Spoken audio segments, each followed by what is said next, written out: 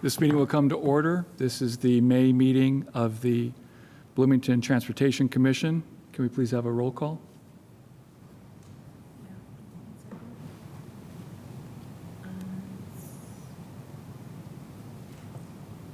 Should be not muted. Thank you. Thank you.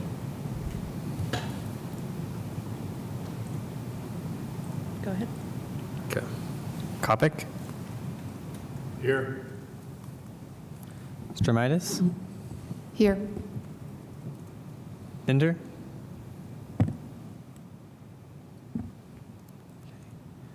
Vollen? Here. Drummy? Here. Flaherty? Davis? And Strasburg. Here. Okay, we have a quorum. Today's agenda includes reports from staff, including road closure on West Clubhouse Drive Bridge, 180-day order update, a presentation of a pedestrian facilities operation plan, a citywide traffic signal retiming project update, traffic calming and greenways program request for 2026, and an update on the Rogers Street project, as well as feedback on the ADA transition plan. There are no cases scheduled for today. As far as items that are not on the docket for discussion, we will take up the College Mall Covenanter intersection evaluation update, the Smith and Morningside intersection evaluation update, and Carlos Street's Title 15 amendment ordinance being brought by Councilmember Rosenbarger that I've asked to be put on the docket. And then we will go to general public comment before we adjourn. Let's start with reports from commissioners. Are there any commissioners who have a report they'd like to make? On my right? On my left? Mr. Strasburg. Yeah, partly to inform the work that we do here, I'm working on a project to bike or walk every navigable path in Bloomington, including every cul-de-sac, bike path, and apartment complex. I'm currently about 340 miles into this out of 420, so I have about another 90 miles to go. I may have more reflections when I get closer, but one I'll share now is that overall, Bloomington has a lot of streets that are comfortable to bike on. We think of them often through a car lens of the busy roads we take from our home to shopping or work, but many of the miles of roads we have in Bloomington are residential and quiet, and I've now experienced getting from place to place from many directions, and overall it's been fairly a pleasant experience to see the city by bike. So maybe more when I'm done. Thank you, Mr. Strasburg. I'll just point out something we were talking about before the meeting, which is it's pouring rain out as we speak. And I was driving here on East 3rd Street where the water is flooding so much that cars were actually driving the speed limit of 25 miles an hour. So I've already started fielding requests from commissioners as to whether or not we can arrange to flood the streets more often so as to slow traffic down. Anyway, let's go now to reports from staff. Let's start with item 1 on the closure of the bridge on Clubhouse Drive. Andrew Seabour, welcome. Good evening, Commissioners. Andrew Seabour, City Engineer. Just wanted to provide the Commission an update on something that recently had a press release and something that will also have additional dialogue at tomorrow's Board of Public Works meeting.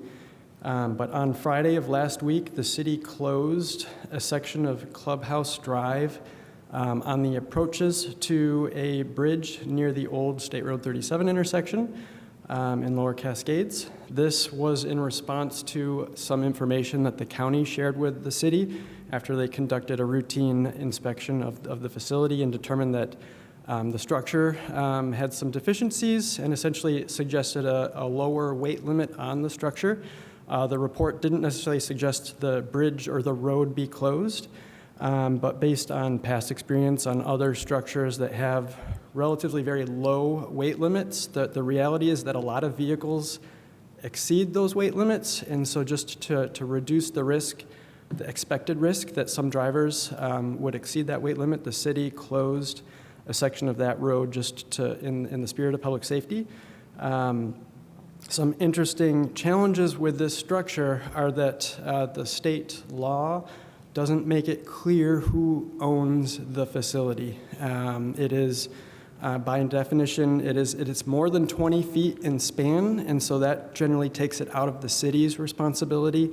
And there are some interesting components about structures over 20 feet that are typically the county's responsibility, but this bridge doesn't meet those.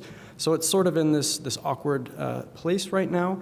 But right now, the county has shared the information, the city has taken some action to address safety, and we expect to have additional dialogue on it. But tomorrow at the Board of Public Works meeting, the board will be just essentially validating the decision to close the road until the facility is brought into compliance, that something that could carry a higher weight.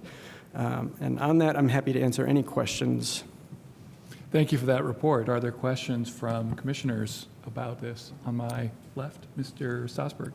Will the facility remain open to pedestrians and cyclists? I think there is, I believe, a multi-use path adjacent to the structure, but that is a detail it's all moving very fast, but like another structure on Allen Street, it seems very possible to keep it open to those users. Thank you. To my right, I have struggled to understand the relationship between city and county with respect to bridges. So it was my understanding that basically any bridge in the city is effectively something that the county has to maintain and manage.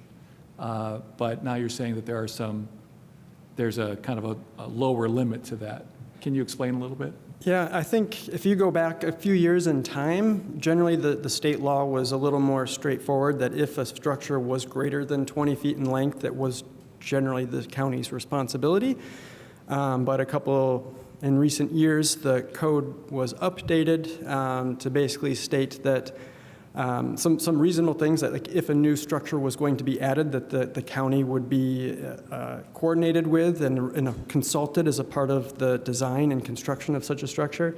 But there was also a clause that said if a bridge was not inspected by the county for a certain period of time, and they have not accepted into their inventory, it is not their responsibility. So this fits into that unique category where it is not by state code clearly a county-maintained facility. So they haven't inspected it lately. That was the... They have been, but they didn't start until, I believe, 2024 or something to that effect. Okay.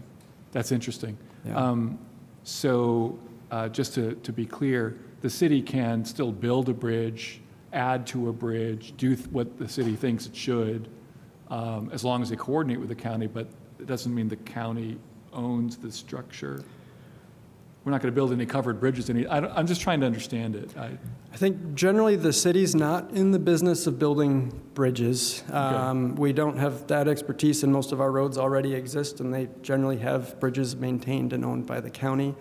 But in potentially like new developments where there are new roads being built, in those situations we would generally expect that the developer, in coordination with the city, are also very much in coordination with the county through that process. So in a way, it's sort of like what we do now with building permits, that we have a sort of a contract. All of this one is kind of required by state law. That's what I would expect, and we would want to make sure that the county is consulted and accepts that. Got it. Sorry? So the county has a bridge fund, which is why they're responsible for bridges over 20 feet. So the fact that you just don't inspect them makes it a city bridge? I mean, the other bridge is the Allen Street Bridge, the one by the traffic building? Correct. And how is that not a county bridge? It's been there for 100 years.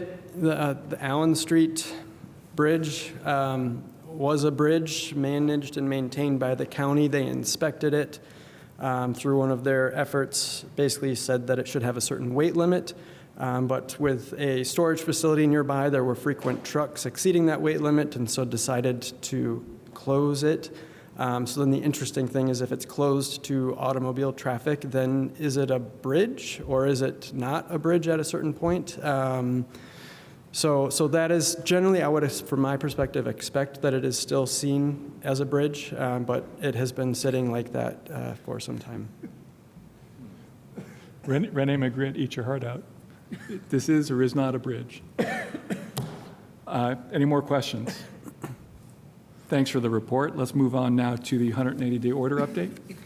Yeah, so next one is me as well. So just wanted to continue the trend of keeping you posted on 180-day orders. Since our last meeting, I did issue 3 new 180-day orders.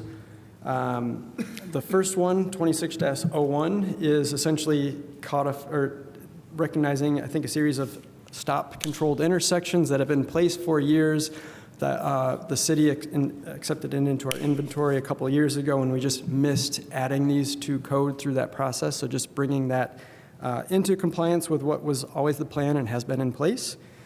The next one is 26-02, related to traffic control in the Atlas on 17th subdivision. This is a specific example of something we brought to you last month, and so essentially just doing the order, which we presented and you supported at our last meeting. Why we presented that one to you and not the prior is we did make some changes from what was in the plan as a result of some feedback from transit and police. So that's why we did want to bring that to you first. And then the third is a change in speed limit on East 11th Street, where we recently installed some traffic calming. This was a project that we brought to you last year, and you supported as well. So those are the new orders that we issued, and then I also wanted to just note that 2 additional orders have been extended since our last meeting, continuing the on-street parking clarifications we made by the Mills Pool on West 14th Street, and some parking changes on First Street adjacent to the Hopewell neighborhood. With that, I'm happy to answer any questions you have. Thank you. Any questions on 180-day orders? To my left? To my right? Seeing none, thank you for that report. Let's go now to the pedestrian facilities operation plan. Who's presenting this? I see Adam Wason from Public Works. Good evening, Commissioners. Adam Wason, Public Works Director. Just wanted to give you an update on some work we've been doing across several different departments over the last year plus and here recently. Since probably budget hearings this past fall, we've been discussing the idea of working on a pedestrian facilities plan. Originally, we were talking about it from the perspective of a sidewalk master plan, but realized that, a sidewalk master plan doesn't actually incorporate all the pedestrian facilities we have across the city. So we have been working with planning and transportation staff, engineering staff, and other city departments to start putting together the framework of what would be involved with this, and then want to, over the next couple months, engage with Transportation Commission and others on taking some of the next steps. What we're really working on here and looking at is both a historical review of how have we gotten where we're at with sidewalks in the community? What has city code looked at over time? Who's responsible for what? And a big part of the responsibility component is even defining what roles and responsibilities exist across the various city departments. This is now my 3rd administration I've worked for. We have turnover, and just really defining across departments as staff turns over and everything else, that folks know who's responsible for what areas of the pedestrian facilities across the community. Good examples, which department would be responsible for vegetative encroachment versus what department's responsible for putting forward contracts for repair, just all the different roles and responsibilities across the city, because that hits hand from an inspection perspective. It hits obviously Public Works and the street division, engineering gets involved quite a bit, et cetera. Also defining the private property owner responsibilities, making that very clear based on what city code says. We're also going to be looking at and providing a lot of information on what programs exist elsewhere and in Bloomington that are having success getting sidewalks improved. So this could range from I'll just give you an example. For the last several years, we've had budgeted dollars in the Public Works budget for what we call the Sidewalk Assistance Program. It's intended to assist low-income individuals with sidewalk repairs.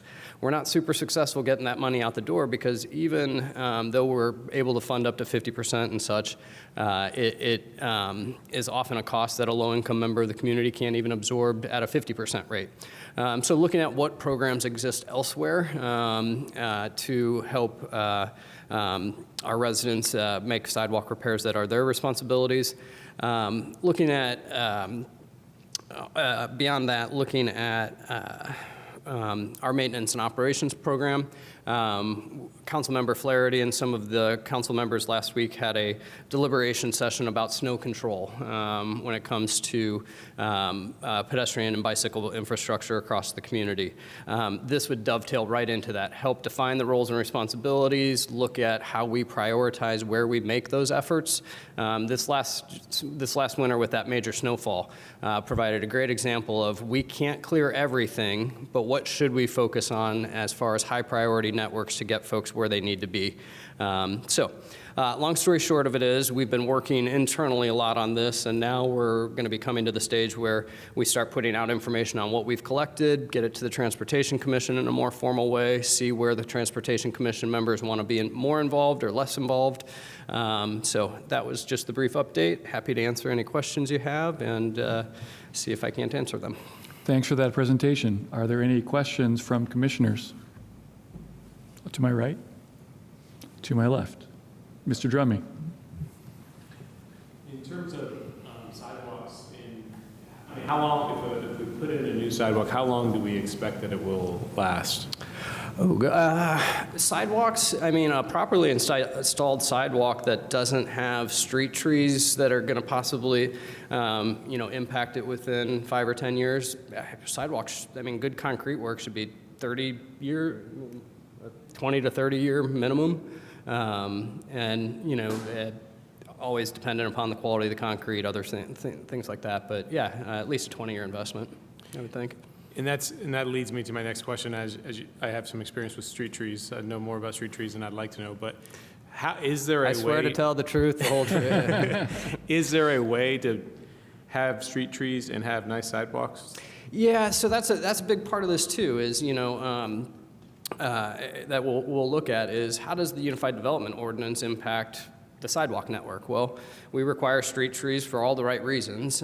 Is there a standard that we should change so that the street trees are in a bigger plot that aren't at as high of a risk of heaving a sidewalk? Ideally, yes, but there's also all kinds of limitations when it comes to the development ordinance, et cetera. But and that's the other part of defining roles and responsibilities. In our sidewalk plans that we've provided to the Board of Public Works over time and such, it was in my first years in Public Works, as we were really thinking about sidewalks and such, the conversation came up about we were sending letters to folks to fix sidewalks that were damaged by city street trees. So we technically own the tree. How can we expect the homeowner then to make that repair if it's a tree that we own that damaged the sidewalk? So for the last 12-ish years, we've taken the perspective of if it's street tree damaged, we're going to try to fix it when it comes to our attention and within the resources we have. But it is a really good example of a question that should be discussed of, what's the ideal situation to put a street tree in and have a sidewalk last as long as it possibly can in good condition. Yep. Further questions to my left? I have a couple questions. Sure. One is, do you see this as becoming sort of a component of the transportation plan? Yeah, absolutely. That was one talking point I didn't get to. Incorporating this into the transportation plan, the Safe Streets for All program, it all kind of melds together, absolutely. So it's kind of like a sub-plan that's good. Yep. How long do you expect the draft to take to I would finish? like to work with you folks over the next couple months and kind of final. We've got a lot of the bones in place. We've got a lot of structure, but yeah. Well, I just mean we're starting with a staff draft, and then you'll bring it to us, and we'll talk about what we want to do with it, if anything. Yeah. So just trying to get a sense of how much more time I'd say over the next quarter, trying to wrap it all up. Okay, so maybe August, September, yeah. something like that. Okay. The other big component of this, too, that feeds in is we're wrapping up our our sidewalk condition index data collection efforts with IMS, our subcontractor. This is the first time we've gone down every single city sidewalk with a UTV type of equipment that is, and we're going through all the quality control, quality analysis right now with them. We're hopeful that data is ready to go on the website in the next couple weeks. It's been a long, arduous process of going through and working with them on it, but in the end, we're going to have the most robust set of data on the conditions of our sidewalk ever. Okay. Well, thanks for that. Absolutely. And we look forward to seeing, did you want us to look at any, We'll work through Iris and everyone and get distributed what we want to you guys, the commission members, to offer review on. because if you're looking for some feedback to structure it, when we have spare CPU cycles in our agenda, it might be a good opportunity to put that discussion in, but even before the draft is done, if you need the help. Absolutely. All right. Perfect. Thanks so much. Thank you all. Let's move on now to an update on the citywide traffic signal retiming project. Who is presenting that? Hello, John Garzi, traffic engineer. This is a general update on the city's traffic signal retiming project. The goal of this work is to improve safety, improve consistency across the system, and make signal operations more predictable for all users. So far, we have updated 63 signalized intersections across 9 corridors. Most coordinated corridors have now been retimed, including downtown corridors like College Avenue, Walnut Street, where signal timing was adjusted to better align with the city's 20-mile-per-hour downtown speed limits. The project has also included several pedestrian safety improvements. That includes leading pedestrian intervals, where pedestrians receive a short heads-up start before vehicles receive a green indication, as well as rest and walk, where the walk indication displays automatically. At this point, the College Mall Road corridor is the only corridor still to be implemented, along with isolated intersections throughout the city. In addition to the overall project rollout, staff is also conducting field reviews to verify the timing that's operating as intended and to identify opportunities for additional refinement. And with that, I'm open to some questions. Thank you for that presentation, Mr. Garzi. Are there any questions on this report from members? To my right? To my left? Mr. Stossberg. We have budget challenges with the equipment upgrades to have all the signals timed as we would like. Is the equipment ready for the kind of retiming we want to do? For the general retiming, yes. There are other changes that we would need to do upgrades to the signals, like doing protected only left turns. But for implementing LPIs or leading pedestrian intervals and changing the phasing, we have all the proper equipment for that. Thank you. I'm a little confused about the distinction you made about College Mall Road. It says, you're saying that the only corridor that has implemented signal timing is College Mall, or it's the last one that hasn't? That's the only one that has not been retimed. So everything else has been retimed? Every other coordinated corridor where the intersection before it is timed so that cars moving down it can progress, that's the only one that hasn't been retimed. Okay, how many such corridors are there in Bloomington? Like that, there are 9. Did you say 9? Yes. Oh, I saw, Some sorry. of them I are just, counted it was, twice. It was right there. It was right Yeah. there. Okay. Like Great. 3rd Street is counted twice for the western section and the eastern section. When do you think the rest will be coordinated, those final ones?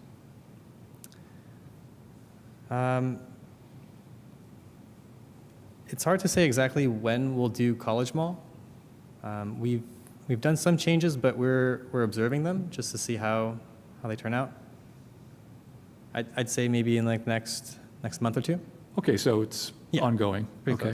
close. Finally, can you clarify a little bit more what rest and walk means? So in other words, does it mean that you don't see the blinking, don't walk aggressively telling you to stop? Or what does that mean? So the rest and walk means that when the vehicles in your same direction have a green time, that the rest of the green time for the vehicles is shown for the pedestrian sign. Okay. Why is this significant? The benefits are that people know when they can cross the street, and same thing for people that are driving. They're also expecting pedestrians to be crossing. If the remainder of the time isn't shown on the pedestrian walk symbol, then a person driving may not expect a person to be walking. So in other words, it has to do with the clock that Yes. says a number of seconds that you have left to cross? Yeah, that's correct. So have you gotten rid of that clock? Is that the idea? No, the clock is just going to show the remainder of the time that the pedestrian has to cross the intersection. But it won't be red, it'll be white like it's a walk sign. It will show the countdown once there's only enough time for a person to cross the street. So if like the signal is, or if the cycle is 30 seconds and it takes a pedestrian 15 seconds to walk, once it goes down from 30 seconds to 15 seconds remaining, it'll go from the pedestrian symbol to the red hand, and then it'll count down from 15 all the way down to 0.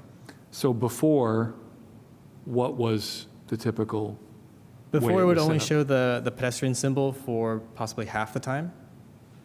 And so you might have the walk symbol only for 5 seconds, and then it would count down. From and then it would go 25. to 0. Yeah. And then after the pedestrian symbol goes to 0, vehicles are still given a green, but the pedestrians don't have the green. Got it. All right, now I understand. Thank you for explaining rest and walk to me. Yeah. Any other questions? Mr. Drummy? I thought I understood rest and walk before you explained it, so, which is not a criticism of you. At one of these meetings, there was a discussion about the setting, changing, I think there was, about changing the signals so that there would always be a walk symbol, no matter whether anyone activated any buttons or not. Is that related to rest and walk? It's another safety feature, but it's different than rest and walk. That one's called pedestrian recall. So without a person having to push the button, it'll always show that. It'll Okay. just assume that there's a person there to cross. Okay. Even if there Seems isn't like they one. could have come up with a better name than pedestrian recall, but what do I know? Seems like maybe always walk or something. Yeah, they're complicated. And then in terms of retiming the lights, sometimes when I drive to work, I drive down 3rd Street, headed west to my office is at 3rd and College. And sometimes I will get every red light available. Does that mean I'm doing something wrong, or is it, do the lights sometimes have to resync, or what would cause that? It could be that you're driving either slower than I'm the always speed driving the limit. speed limit. Yeah. If Or you're, too slow, maybe. if you're driving at the speed limit, it could just be that the number of vehicles that were expected to be at the intersection in front of you is higher or lower. And so we've just given that next intersection a green time either later or sooner. But those are things that we're also fine-tuning. Is that all manual work, like somebody has to go stand at the box next to the intersection and make adjustments, or is that something you do digitally, remotely? You can do it remotely. Thank you. If there are no further questions, we'll move on to the next item on the agenda. Thank you for that presentation, Mr. Garzi. Traffic Calming and Greenways Program Request for Projects 2026. Who is presenting this item? That would be me. Ryan Oh, Rowe. over here. Yes. Ryan Roebling from Planning and Transportation. Hello. Yes, hello. This is just an update that the 2026 Neighborhood Traffic Calming Program opened up. We're looking for neighborhood applicants from now until June 26th. You have to submit a letter of intent to David Brantes, who is the Alternative Transportation Coordinator in the Planning and Transportation Department. We sent a press release out on May 14th, and it's also available in your packet. Last year, you all approved the 11th Street traffic calming, neighborhood traffic calming. That was the highest ranked project. So we're excited to get to work on something this year. We'll have a public meeting after we have a project selected, and then it'll come to you all for review. And then I'm happy to answer any questions.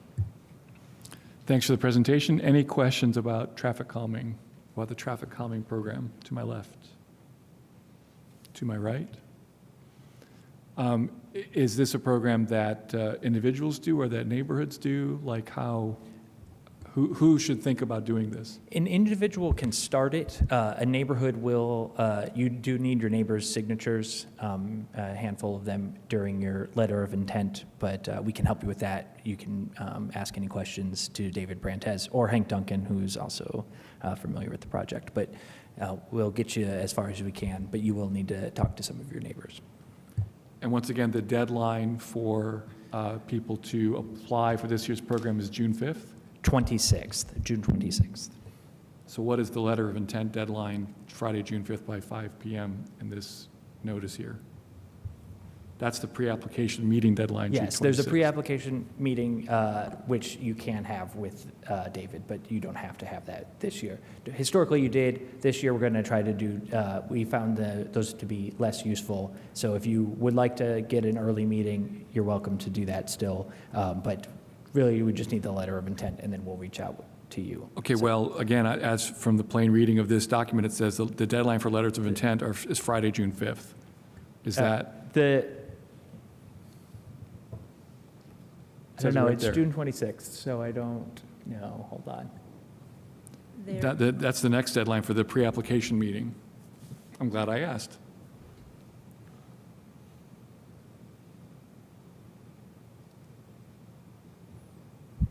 I will double check, but I am 90% sure the actual deadline is June 26th. I'll get that by the end of the meeting and update all of our numbers. Okay, well, could we just, for the sake of people who are watching, say that practically speaking, June 26th is the deadline? I am happy to say that June 26th is the deadline for All right. the letter of intent. And we're going to have another meeting between now and then so we can reiterate it at the June meeting. Okay, any other questions? Mr. I Drummond? do. I'm sorry. Questions, brief questions, I guess. But when I first moved to Bloomington as an adult in 2008, I remember someone said to me, Bloomington will we were talking about Covenanter, I think, and someone said, Bloomington will never install speed bumps again anywhere. And I haven't paid a lot of attention, but I think we've installed them in a few places since then. Is there any truth to, was there a time where what is our current position on speed bumps, and has that changed through the years? And and I'm asking in relation to this project, if somebody came, the reason I asked the question is because one of my neighbors, I mentioned this program to them, and they said, we need speed bumps. They don't live on my street, they live on a different street, but is that something that would be potentially a possibility with this project? Not with this project on all streets. This specific program is on neighborhood residential streets, so that is lower speed, lower volumes streets. There are traffic calming methods that we can implement, but not through this program, including speed humps on different streets. But for this specific program, it is only neighborhood residential streets. But don't we have speed bumps on neighborhood residential streets? Yeah. Like in Park Ridge or? Yes, absolutely. So this program would work for that type of street. And then speed bumps, is there something about this program that prohibits speed bumps? Yeah, no, speed bumps. Speed tables, bumps we don't humps. generally do. Engineering could weigh in on why, I don't know the technical details, but speed humps and speed cushions and things like that, we can do. Can? Yeah, so on 11th Street, we installed some speed cushions. Okay. Just a Thank you. point of clarification, I believe I've highlighted the section that does specifically suggest speed cushions and speed humps as an appropriate proposal for this program. Perhaps I should ask Mr. Drummond, before that answer, did you make a distinction between bumps, humps, and cushions? I feel like I'm in a pop song. No, I wasn't. I did whatever the most modern version of it, what the rest of the world would call a speed bump, but I mean, hump, whatever the newest, the latest and greatest, which I'm all in favor of. Used to not as a younger person, but now as long as bikes can get around them without bumping, I'm good. Perhaps someone could just briefly remind us of the definitions of these terms. Could somebody please do that? So speed hump and speed bump, I think the average person thinks that they're the same thing, and that makes sense. Speed humps are the ones that are 12 feet across, 12 feet wide. Those are the pretty standard ones that we use. They don't have any cutouts. Speed bumps are the ones that you typically see in parking lots. and they're about 2 feet wide. And for those, you would have to drive over them at 5 miles per hour. You mean deep as you're driving over it, it's 2 Yes. feet this way, and then the speed humps are how? About 2 feet. The speed It could be humps, 1 foot wide. they're 1 foot, 1 foot deep. and the speed bump is 2 feet. Is speed hump would be 12 feet, and a speed bump would be about 1 foot or 2 foot. Oh, so in other words, they're much more abrupt, whereas speed Yes. humps are more gradual. Yeah, you wouldn't want to Okay. put a speed bump in a street unless you wanted someone to come to a complete stop. Okay, and a speed cushion? And speed cushions are just like a speed hump, so they're 12 feet deep, but they have cutouts for transit, emergency vehicles, but just for larger vehicles. The cutouts aren't intended for passenger vehicles. So in other words, a speed cushion would only happen on a bus route, whereas a speed hump can happen anywhere. Well, you wouldn't use a speed hump on arteries, arterial roads? Is that the idea? Yeah, you would typically not traffic calm an arterial road because you wouldn't want to discourage people from using the arterial roads. You tend to put traffic calming on residential roads where people are using those as cut-through roads. Okay. I hope that satisfies all our questions. It does for now and confirms I'm just the average person. Thank you. Yeah. Any further questions before we move on to the next item? Thanks again for the presentation. And again, reminder that anyone who wants to, a resident of Bloomington who would like to see a traffic calming project done has until June 26th to send a letter of intent. Let's go now to an update on Rogers Street from Grimes to 3rd Street, the project. Andrew Seaborn. Thank you. Just an update on our Rogers Street project. If you recall, I think it was back in your March meeting. Kendall provided an overview of that project and particularly focused on related Title 15 change that reduced some on-street parking on Rogers Street and also committed to following up with the neighborhoods and having some additional feedback on the concept that was presented and you did vote on. So since that meeting, he did have a series of neighborhood meetings with the Prospect Hill neighborhood. He's also submitted mailings to the adjacent properties and reached out to council members and collected an amount of feedback, really focused on the area in the Prospect Hill neighborhood. Wanting to also note, though, that he has not yet been able to have a similar meeting with the McDole Gardens neighborhood, so that is still forthcoming. But specific to the section in Prospect Hill, essentially received a lot of feedback. I could share some of his notes from you, but what he heard overall from that feedback, and also in consultation with the planning department that has the ongoing corridor study, is essentially that what was presented and what you voted on is the direction we're going to continue to proceed with through Prospect Hill. So essentially that has a refuge island in Rogers Street for the Howe Street intersection, and then bump outs at the Smith intersection and Prospect intersection. So essentially we're maintaining what we presented and what you voted on in that segment.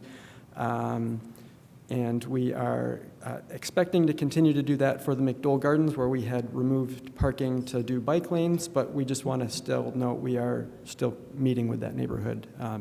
That's still coming. So I could go into more details from what he shared with you, but just wanted to give you that update. Thank you for the report. Any questions to my left on Rogers Street? To my right?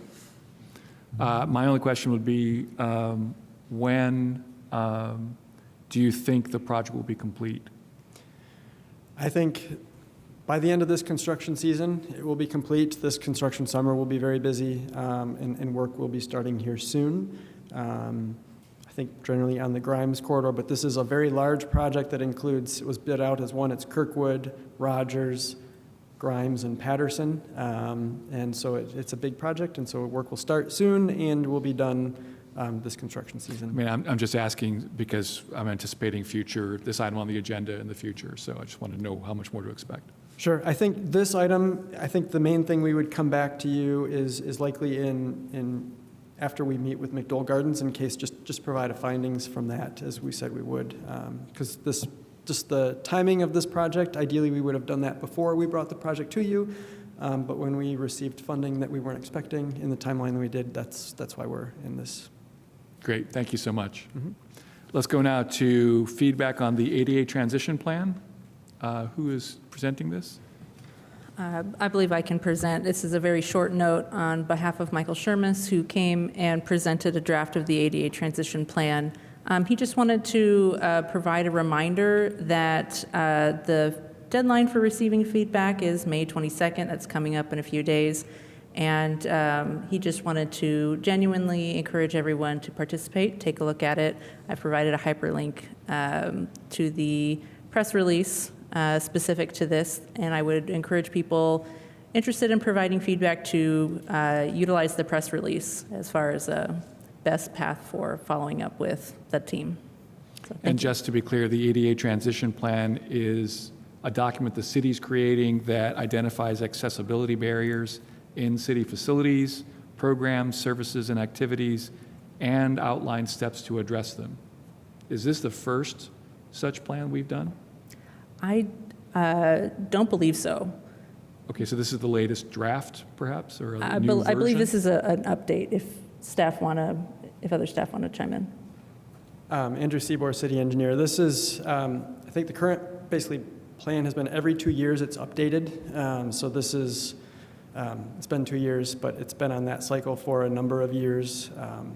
A prior version was in place for a while, but we've had one for quite some time. And do we generally receive comments that might be appropriate for such a plan, even when we're not in the process of updating it? I am probably not the best person to answer that. Michael Shermis would be, and I'd encourage you to reach out to him. Okay, that'd be great. Any other questions on the ADA transition plan update? Again, we have till Friday, May 22nd, this Friday, to submit comments to this plan. To whom do they submit them? Oh, to whom? Yeah.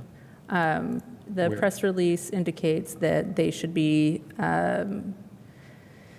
there is a feedback form cited in the press release. That's bton.in/26ADA Oh, is the okay. URL. And that's the best place to submit your feedback. Thank That's you. great. Thank you very much. We now go to the cases section of the meeting, but we have no cases scheduled. So let's now go to discussion of topics not on the docket. First up is an update on the College Mall Covenanter Drive intersection evaluation. Who is presenting? That'll be me. Hello. Mr. Garzi. John Garzi, traffic engineer. This item is a follow-up to a previous inquiry regarding pedestrian safety and left turn operations at College Mall Road and Covenanter Drive. We reviewed the intersection conditions, traffic volumes, crash history, and field conditions. This intersection includes a neighborhood greenway crossing on Covenanter, protected and permissive left turn operations on all approaches, bike lanes on College Mall Road, and fairly high traffic volumes. As part of the review, staff evaluated 30 reported crashes over approximately 5 years. A recurring pattern involved left-turning vehicles entering the path of opposing through traffic during permissive left-turn operations. Staff also reviewed a pedestrian-involved crash associated with the left-turn movement.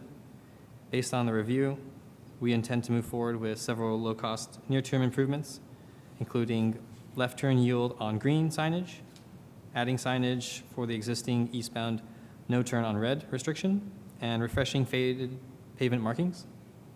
Staff is also evaluating whether an LPI, or a leading pedestrian interval, may be appropriate at this location through the citywide signal retiming project, given the greenway crossing. Long-term, we identified potential safety benefits associated with eliminating permissive left turns and moving toward protected only left turn operations. However, the existing signal infrastructure cannot currently support that change without being upgraded. We are also evaluating potential lighting improvements at the intersection. I'm happy to take any questions. All right, thanks for the presentation. Are there questions on my right? I've got a question. Mr. Kopic. So the leading pedestrian interval, is that all red in all directions except for the pedestrian crossing? Could you repeat that, please? Is the leading pedestrian interval, is it all red for all 4 legs of the intersection, only for pedestrians to cross in? Yeah, so the pedestrians would get approximately like a 3-second head start, and while the pedestrians have the green time, the vehicles would have a red. Okay. Mr. Drummy? With my questions regarding this, the leading pedestrian interval as well, in your report, you said that you're still evaluating it. Generally speaking, wouldn't the leading pedestrian interval always be safer for the pedestrian? It would be. So what is there to evaluate, I guess is my question. So I think maybe in February, we came to you all and presented a policy about citywide timing. And part of that was how we determined where and when to implement leading pedestrian intervals. And for that, we set a certain threshold, which is pretty low, based on pedestrian volumes.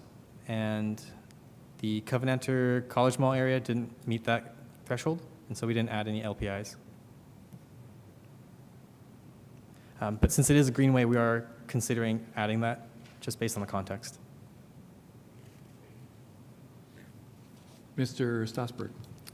Is there an expected timeline to be able to make the capital investment for the upgraded signaling? It's not clear exactly when we can make that investment. The main barrier to that is just prioritization. We could find the funding for this location, but there are other intersections throughout the city that are higher on the priority list on the Safe Streets for All plan. They've ranked different intersections from highest to high, and I think some of those other locations would be better for us to upgrade first. I appreciate that. I'm familiar with that kind of prioritization, but I also know that sometimes if things are on the near-term list, then later could be 10 or 20 years. So is there a ballpark range? Yeah, I don't have a ballpark range at this moment. Thank you.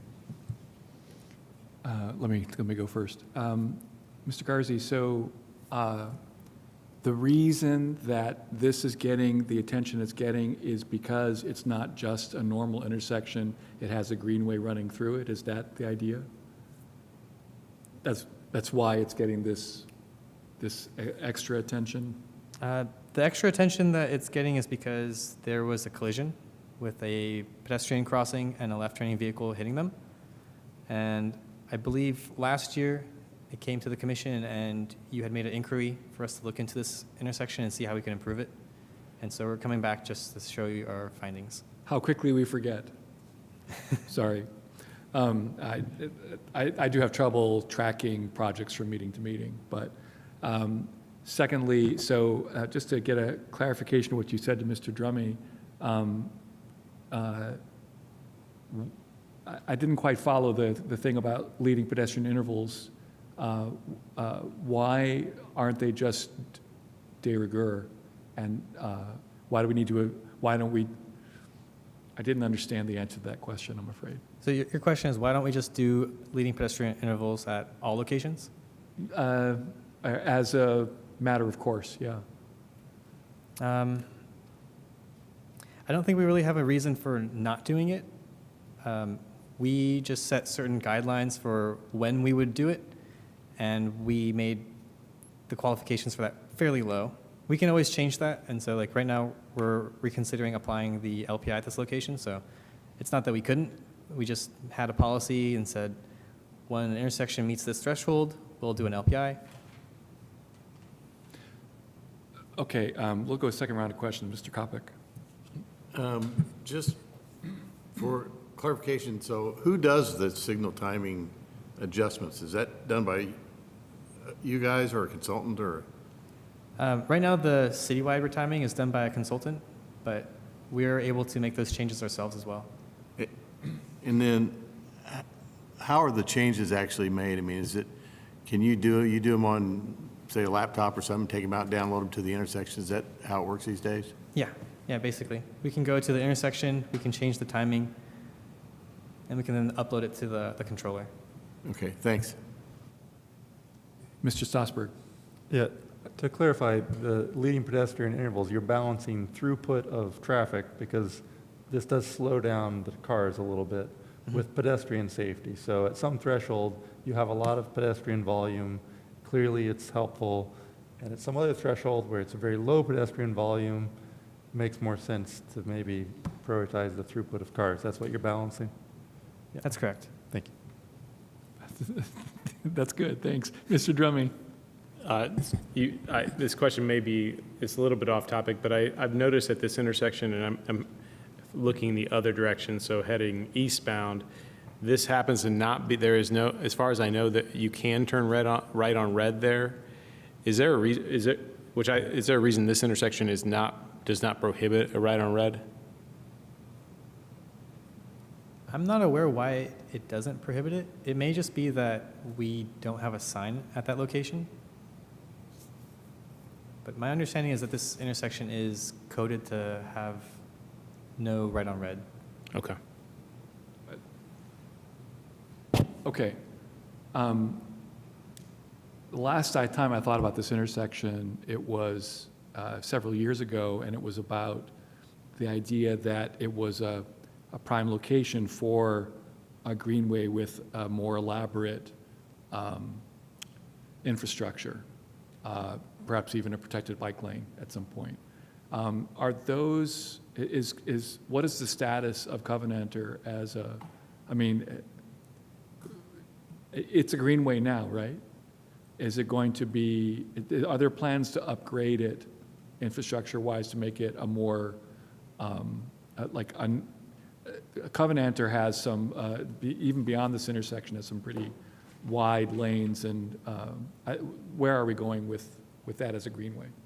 Does anybody know? I'm going to defer to Andrew Siebel for this. Sure. There was a time, you probably would recall, I couldn't tell you what year, but there was a bond package that City Council approved that basically had a list of capital projects that were prioritized in order. And on one of those bonds, a protected bike lane project on Covenanter was included. But I believe, I'm going by memory years back, I think that was maybe the lowest priority project of that bond project.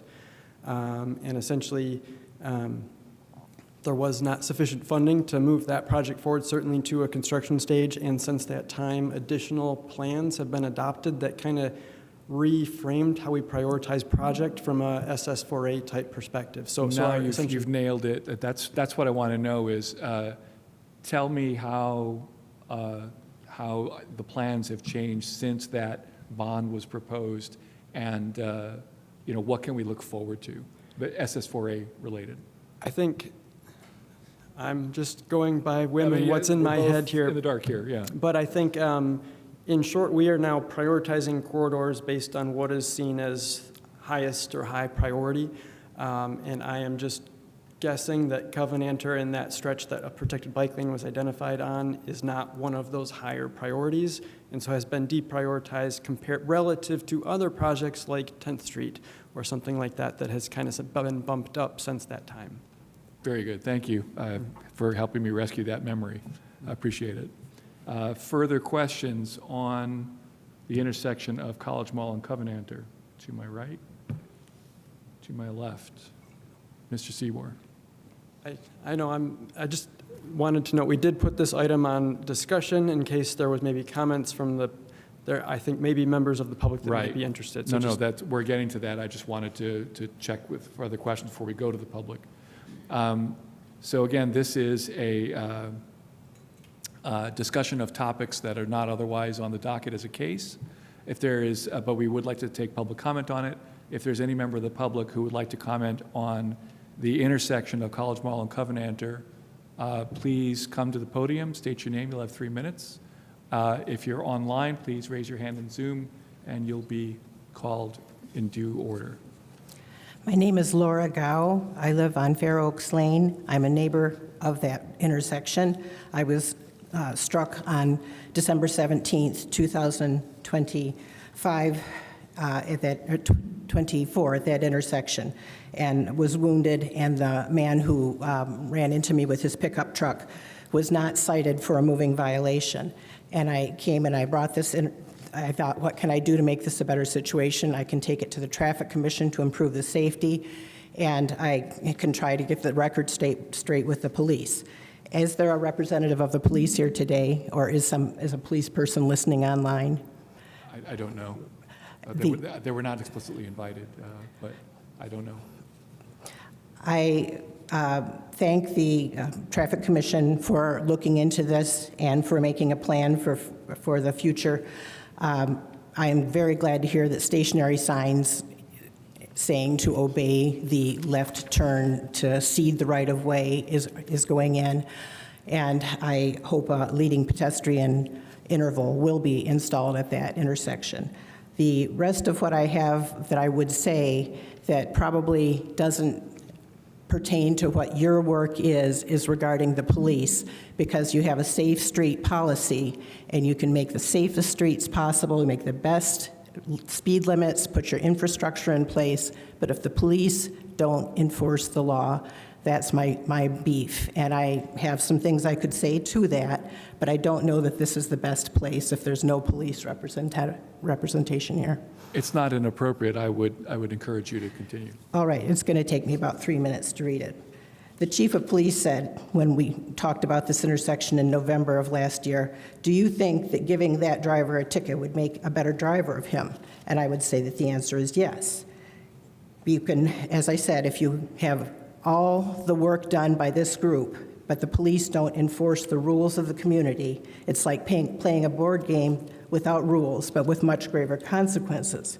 As I was hit by an inattentive driver while crossing in the pedestrian crosswalk, and the inattentive driver was not cited with a moving violation, I thought, what next? Not giving tickets for running stoplights and hitting kids? And unfortunately, that has been put to the test. And a child was hit by somebody running a stop sign, and the driver was not cited. I would repeat to this commission that in explaining what happened to me as I was going around recuperating with my broken arm, every person who heard my tale was indignant that the police had not given the driver a moving violation. They were just incredulous. Further, after this testimony to the commission, I was talking to a group of 8 women who were older, and several of them had moved to Bloomington community recently. These women were also indignant, but they also said that in this community, as in no place they had ever lived before, running of red lights was done with no repercussions. You never saw traffic stops for egregious violations of running red lights. And the police chief asked, will giving the ticket make a better driver? And I would say, yes, there are repercussions for operating a vehicle inattentively, while distracted, inebriated, or high. This would say, yes, there are repercussions. It acts on more than just the driver. Since other drivers see the ticket being given in conversation with people that hear of the ticket, it will spread the word, tickets are given, there are repercussions for breaking the laws. Let me pause you here because your time is up. Would anyone like to make a motion to allow her to continue? Mr. Stossberg, I make a motion to let her finish her statement. is there a second? All in favor, say aye. Aye. Aye. Opposed, say nay. Please continue. You have 3 more minutes. Thank you. And so people will take note if tickets are given. Further, there's a cost to the community in sending out an emergency response team. And if the ticket is given, it has the person who caused the problem have some cost, some skin in the game for the community having to send out the emergency response group. Furthermore, if you report with the citation what has happened, it makes crash analyses and the law enforcement and the insurers that have to deal with that driver in the future know what has happened. If litigation is needed, the police record reflecting reality is crucial as well. The police chief said we would not like it if this community was one in which the police gave out traffic tickets. I have lived in a community where tickets were given out liberally, almost predatorily, College Station, Texas. That community abided by the traffic law in an amazing way because they knew they would get tickets. The Transportation Committee is doing the best they can to get the place safe, but they can't enforce the law. The victims can't enforce the law. The police has to do that. The police are those who can give the tickets, who can enforce the laws of the community, and this includes not just for transportation with vehicles, but pedestrians and bicycles as well. And I would beg that the police do the job that is theirs to do. Thank you. Thank you. Is there further public comment? Is there anyone online? I have Hopi S online. They should be able to unmute. Please state your name, and you'll have 3 minutes. Hi, this is Hopi Stossberg. I just wanted to bring up something that hasn't been mentioned as part of this intersection. If you are heading east through it on a bicycle, you can't trigger the traffic light to turn. And so I'm just hoping that while we're talking about this intersection and while engineering is focused on it, something is done about that. I have sat there on a bicycle before and gone through a couple of different cycles and then ultimately had to essentially run a red light as safely as possible in order to get through that intersection, because if a car is not coming, then I as a bicycle am just sitting there. So I hope that something else happens with regard to that at this intersection too. Thanks. Thank you. Any further public comment in chamber or online? I have Paul Rousseau, who should be able to unmute. Please go ahead. You'll have 3 minutes. Please state your name. Hi, Paul Rousseau. I would like to strongly support the comment of the first public commenter. When she was struck by a car, I had a very similar experience. 2 years ago, June of 2024, as some of you may already know, I was struck by a car and thrown up over the hood and nearly killed. I was waiting at a stop sign at East 3rd Street and Heritage, and the driver made a fast left turn, so fast that she went into my side of the street, probably hit me at about 25 miles an hour and broke my leg in 4 places. It was a life-changing injury. What I'd like to address tonight is the fact that a year after the crash, I contacted the responding officer and I asked him, was the motor vehicle driver cited for a moving violation? And I asked about whether the driver had been tested for THC or alcohol. None of that was done. The driver wasn't even cited. Her windshield was spidered. My leg was out, split up into the road, and I'm lying and screaming my head off, and I'm on my side of the lane. And he said to me, for us to cite a vehicle, I'm reading now from his email he sent me, for us to cite a vehicle for any infraction would require us to see the infraction happen. I don't know what to say about that. That's insane. And I have not been able to ask the chief of police to verify that, but I suppose he probably would, especially after the comment by the first member of the public tonight. I detect, this particular officer who helped me was actually very friendly, but he was apparently telling me what the city policy was. It wasn't his decision, I guess.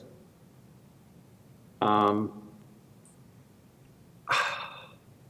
detect overall, though, a real dismissiveness on the part of our police with respect to pedestrian and bicycle safety, and it's got to end. Thank you. Thank you. Are there any further comments from members of the public, either in the room or online?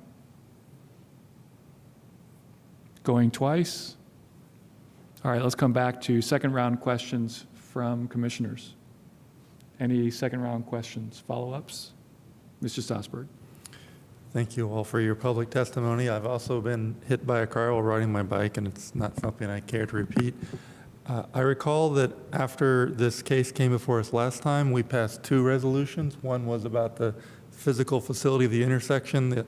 The other one was directing the city to look into aligning our ticketing policies along with our Safe Streets for All plan. And I believe that's something we're still waiting to have come back to us. Do you share this recollection, Mr. Seabour? Mr. Roebling? Yes, that is correct. That was the resolution, and we are still working towards that. That'll take a little bit more time than the engineering review. So thankful, with that still in progress, we may have hopefully some positive, something to report in the future. Just to be clear, you're saying that there's a resolution in development, not one that we've adopted? We passed a motion to direct the city to align ticketing policies with our Safe Streets for All goals. Okay, so that's in the works, but it's not come before us yet. Correct. Okay. Further questions? Mr. Drummy? This may be a question for ourselves, but while we're on the topic of this intersection, one of the public commenters mentioned, and I'm familiar with the same, oftentimes I'll get on my bike and hop over the curb and go push the pedestrian button to make the light trigger, which is not everybody can do or thinks to do, but also the no turn on red issue. Is that something we can ask that those two things be looked into further, or do we need to present a new case at a different meeting or today or whatever? Well, that brings me to the thing I was going to say to introduce the discussion portion of this topic, which is, frankly, I consider this portion of our meeting to be perhaps one of the greatest process innovations that I've seen in my time involved with the city. We are free, thanks to this structure, to discuss anything we've heard today. We are not voting on an item that has been set out for us with language that we're recommending be adopted as city code or as a new plan or what have you. We have the option to make one or more motions to direct staff to tee up a resolution, to tee up even an inquiry, and that this portion gives us the freedom to go afield from the point of the main topic, which was this intersection, to talk about the more general point of what's the point of fixing it if there's no law enforcement at this intersection or other places. So no commissioner has to make a proposal, let alone right now. This is all fodder for thought. But if a commissioner was so moved to say, I think that we should direct staff to drop a resolution, direct staff to put an inquiry on the agenda, that would be an appropriate motion to make. So with that, I just want to open the floor for, everyone has come here to see what we think of this issue. So have at it, please. What do y'all think? Think out loud. Mr. Strasburg. Ms. Gal mentioned this is not a one-off incident. Mr. Russo, it happened again at Smith and Morningside. We have not just isolated incidents, but a pattern of vulnerable road users being struck by motorists when it was clearly their fault. There's evidence to support it, and they are not being cited. Now, I can understand if there's some level at which we can't write tickets for absolutely everything, but this was the impotence for passing the motion last time. I believe we can draw a line where you can say when there's sufficient evidence, when the people are vulnerable road users, when someone's clearly at fault, it does feel like we ought to be able to cite people. And I hope this something will come out of the motion that we've passed to have this looked into further. If I may ask, do we know if this is a matter of state law or local law? In other words, is it local law that prevents a BPD officer from writing a ticket, or does state law hold? Maybe there's a staff member who can answer that question. Going by memory from when we had police present at this meeting, I don't know if it's a law that is in place. It's more of a practice or policy of the department. Okay. So then it is something within our control as a city. I believe it's driven partly by resource constraints. As someone who does crash analysis, we have like 10 or so a day that involve often single or multiple vehicles. Right, but this was a case or whether we heard a case of a member of the public who said, I was hit by a car, I'm lying there in pain, and the officer says, I can't do this without, without having seen it myself. Can we not change a policy like that? Right. So again, having to do crash analysis, if you narrow it down to just the bicycle and pedestrian crashes, it is a much smaller set. So I think perhaps look at only, I feel like we have resources to do something as opposed to what we're doing now, which is hardly anything. Mr. Drummey?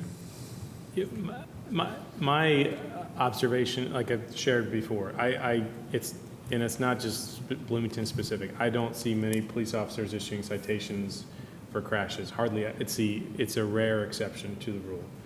The police chief, my memory is he said, "Look, this is for the lawyers to deal with," and I appreciate his trust in my profession, but I don't have citations in my toolbox. That's not what I can help do.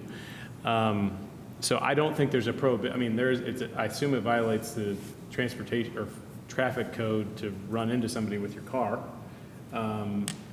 Just no different than if he comes upon the scene and it turns out the vehicle driver was intoxicated. He didn't see the driver driving the vehicle intoxicated, so they still arrest people on those grounds. So I think it may go to the level of probable cause, but I think it's more of an issue. My impression is the police chief says, "Hey, we have limited," and I'm trying to paraphrase what he said, "We have limited resources, and this is not a resource we're focused on." And just like if they want to focus on speeding, or issuing speeding tickets or not, I mean, I didn't understand there to be a policy that we're not going to issue tickets. It's more just the practice of the department. We're not going to issue tickets. But as I said, in fairness, this is not a Bloomington specific thing. I have a statewide personal injury practice, and I can count on one hand the number of citations I've seen, except for drinking and driving. There's often arrest made, but otherwise, using phones, people they don't. Even if the person admits they were looking at their phone, there's no citation issued. Following too closely, speeding, those types of things. There's just hardly, if there's a crash, normally there is no citation issued. A police report is always done, but no citation issued. So basically, this is more of a state issue than a local one, in that this is not uncommon practice among police departments. I don't know about the first part of your question, but my experience is it's not uncommon. Now, that doesn't mean we couldn't change, and I think we're actively trying to address it currently with the pending inquiry. And so maybe the right call is to wait till we get those results back. I don't know if I've answered your question. No, I think you have. Mr. Stossberg. So we are addressing this, I think, in the best possible way in terms of using design to prevent injuries. And as we do that, the number of these incidents will go down because the physical road designs will be safer. And as that number goes down, it does seem like it becomes more practical to cite the remaining cases. And that's the hope, the place I hope we can get to, with safer street designs and then citations for a smaller remaining cases. Anyone, observations on my right? Are there any, as far as this particular design, we came to this topic because of College Mall and Covenanter. Are there any observations or comments or motions that people would like to make about it? Does it need further attention? Mr. Drumming. I'll make a motion, I guess, for an inquiry into the no turn on red signage, and if there's reason that doesn't exist, and also included in that motion an inquiry into whether the signal activation related to cyclists can be improved moving forward. Is there a second to that motion? Second. We have a motion and a second. Is there any discussion on the motion? Seeing none, we'll have a roll call vote on Mr. Drumming's motion. Mr. Garzi, can you give us a roll call vote? Just so those who are present, please. Kopic? Yes. Mr. Midas? Yes. Vollen? Yes. Drummy? Yes. Strasburg? Yes. That passes 5-0. Any other motions on College Mall and Covenanter? Seeing none, I'll just say, I still feel like the intersection as a whole, I mean, while I was appreciated Mr. Seabor's extracting of that memory that we had talked about this intersection before, like I'm thinking about the rain example we talked earlier and the example of when snow falls, that intersection has always been pretty thick, shall we say, like with space for cars to go nice and fast. And I think that also contributes to it. I'm a little disappointed to hear that I mean, I guess it's safe enough because it's not one of our highest priority intersections. But I did have the thought that Covenanter could have been made safer, a full greenway with protected lanes, but I can wait. On the other hand, I'm not sure. I hope that no one else will be unhappy that we waited.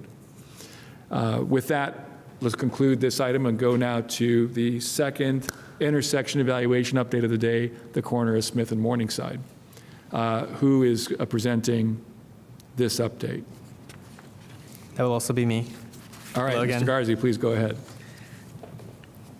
Okay, so this item is a follow-up to an inquiry regarding stop sign compliance, pedestrian visibility, and neighborhood greenway crossings safety at Smith Road and Morningside Drive. We reviewed traffic volumes, crash history, field conditions, and community concerns. The intersection currently operates as an all-way stop-controlled intersection, with Smith Road functioning as the higher volume roadway compared to Morningside Drive. During field review, staff observed rolling stop behavior and reduced compliance on Smith Road approaches. We believe this may be partially related to driver expectation issues associated with the relatively low cross-street traffic volumes on Morningside. We reviewed 3 reported crashes over the last 5 years, including a bicycle-related injury crash within the crossing area. Based on the evaluation, we intend to move forward with several operational improvements intended to reinforce the stop condition and improve visibility at the crossing. Proposed improvements include supplemental left side stop signs on Smith Road approaches, replacement of the damaged southbound stop sign, and upgrading the existing crosswalk markings to high visibility continental crosswalks. At this time, we believe these are appropriate near-term improvements that can be implemented relatively quickly while continuing to monitor operations and safety conditions at this intersection. I'll take questions at this time. Thank you for the presentation. Are there questions on this update? To my left. To my right. Seeing none, are there members of the public who'd like to comment on this report? Please come to the podium, state your name. You'll have 3 minutes. Patrick Martin, are you a member of the public? Yes. All right. My name is Patrick Martin. I live at 4471 East 3rd Street, Summer House. This is just around the corner from me. Smith and Morningside is. I go through this intersection as a pedestrian or as a bicyclist or as a runner 2 to 3 times a day. I don't drive through this intersection. I fully support the staff recommendation on the supplemental stop sign installations. And yes, they do roll through there on Smith. And also on the continental style crosswalk markings. One thing I also want to note here too is that Morningside is a BT route. And the buses go through there slowed down by the speed cushions. There are no cushions on Smith. There is on Morningside, and that's why it's calm. And then also the park, which is right there in the corner too, that northeast corner. A lot of children crossing in this area quite frequently. Most of them are accompanied by parents, but every once in a while they're not. That's all I got to say. Thank you. Thank you. I only asked because Mr. Martin is a member of city staff, and I thought maybe he was here for a different reason. Any other members of the public who'd like to speak to this issue, please raise your hand in Zoom. You'll be called if you are online. Or you could just thunder your request. I have a Daryl on Zoom who should be able to unmute. All right, please state your name. You'll have 3 minutes to comment. Please go ahead. Okay, can you hear me now? Yes, we can. Okay, I was having technical difficulties with the buttons. My name is Daryl Boggess, B-O-G-G-E-S-S. I was at the previous meeting. I decided to avoid the risk of rain tonight. So I have spoken with staff previously about the range of options. I appreciate what they are attempting to accomplish. However, I take exception with the extent of their reaction to the perceived urgency of the circumstance. It appears they have chosen the lowest cost, easiest to implement response, which may or may not be effective. I hope and wish it will be effective. In reality, as a decades-long resident of Park Ridge East, I live 3 doors away from that intersection. I have seen and heard way too many incidents. And at the last meeting in council chambers, I was impressed, some of you may recall, my new neighbor at the corner of that intersection, right where the accident took place, has a security camera at his garage that was recording it at the time it happened. And during the meeting, he turned on his camera on his cell phone and he counted something like 12 people that just rolled right on through, like there's no stop sign, anything there. So my concern is, which I voiced previously in writing, I think the real problem is the behavior of the drivers. It's a cut through from 10th to 3rd. These are neighbors, these are commuters, these are people who go through that intersection almost every day. They have grown accustomed to the California roll-through technique. They maybe slow down. I've seen several people who did not even hesitate. They just blew right through. But it's become a matter of custom and personal habit. And I don't think having a stop sign on the left side of the intersection is going to be adequate to change behavior. I think they need some kind of a rumble strip, a physical reminder to slow down. So I hope we will come back and discuss this again later if it's not effective. Thank you. Thank you for your comment. Are there any other public comments on this item, this item, the corner of Morningside and Smith? I have a Steve Akers who should be able to unmute. Please go ahead. You'll have 3 minutes. Please state your name. Okay, I'm here. Can you hear me? Yes. Okay, great. My name is Steve Akers. I'm a resident of Park Ridge and thrilled with our greenway. But at the same time, we want to make our greenway safe from Park Ridge to Park Ridge East and back and forth because we have a lot of kids and adults that pass through that intersection. So 2 items I'd like to bring up. One would be, will you be developing some metrics after the enhancements that you proposed to put in, the additional stop signs and the crosswalk enhancements? Will you develop some metrics so that we can tell what will be, if the changes that you're going to implement are effective or not, if that's possible? And then secondly, what will be the timeline for implementation of the enhancements that you've mentioned? And thank you very much. Thank you. Further public comment? If you're on Zoom, please raise your hand. You'll be called. If you're in the room, please come to the podium.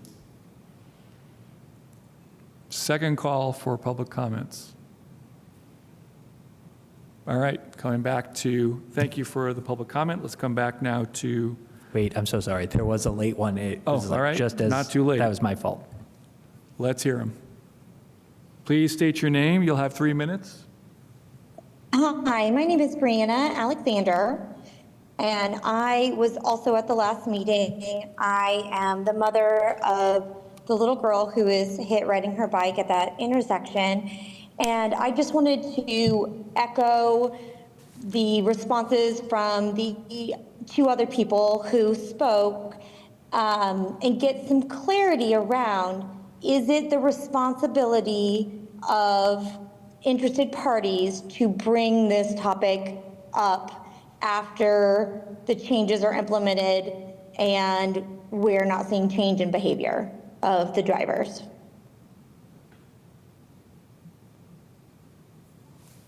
Does that complete your comment? Yes. Thank you for your comment. Further public comment? Last call for public comment. Okay, let's come back for second round questions on the question of Smith and Morningside, the intersection evaluation update. Anybody on my left? Any questions? We'll get to comments in a minute, just if there's any last minute questions here, because I have a few. Mr. Kopic? Andrew, will you guys be monitoring these improvements once they're done? Oh. Yes, we will. We'll do a before study and an after study. And to answer the question about the metrics, we'll just measure stop sign compliance and just see how many people are stopping and not stopping beforehand, and then the same thing afterwards. I'd like to follow up on that. Can you be more specific about how that works? How do you measure people stopping? Do you actually sit there and count? That's correct. We would have staff go out into the field and observe both the northbound and southbound direction. Since eastbound and westbound is not the issue, we'll just ignore that and just focus on Smith. And we'll just observe people as they get to the intersection. If they actually come to a stop, we'll mark that. If they roll through without stopping, we'll mark that. And we'll compare the total counts. Very good. Thank you. Mr. Stossberg. I'll phrase this as a question.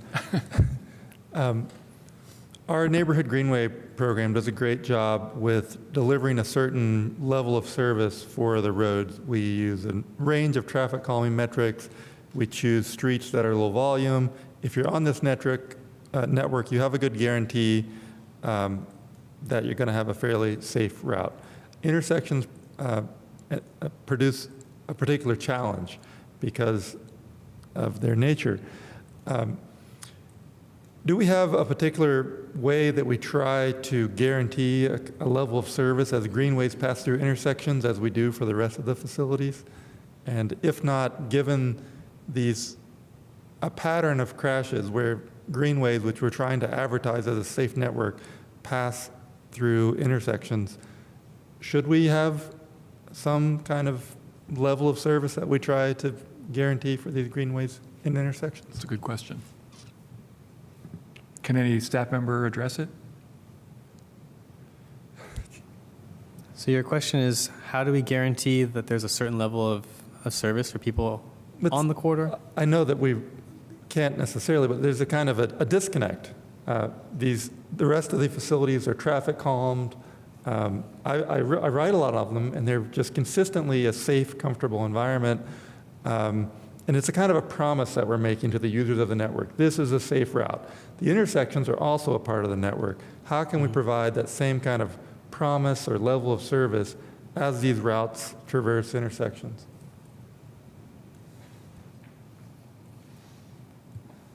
It's a great question.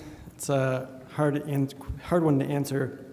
I think as I'm just was reflecting as you restated the question, I think I mean this really sincerely, but I might want to rethink it a little bit more. But I don't think we can make intersections as safe as we can make roadway segments. Like, just by their nature, that is where conflicts happen. So by default, they will not be as comfortable as the spots between them, particularly where we get to the more major intersections, like the 2 that we've been talking about tonight. So I think there is just a matter of they can't get to that same level, but we want to still do all that we can I am also just reflecting on when we do these projects, they're usually from major intersection to major intersection, and making sure we are intentional about looking at those endpoints as much as we are the in-middle intersections. Every intersection is unique. Every corridor has some unique features. We apply a lot of the same tools, but they can look and feel different at different places. And by nature, all-way stops are different than signals, than two-way stops versus other things. So it's just that's my honest. I don't know if I'm fully answering your question, but that was just the initial reactions I was having.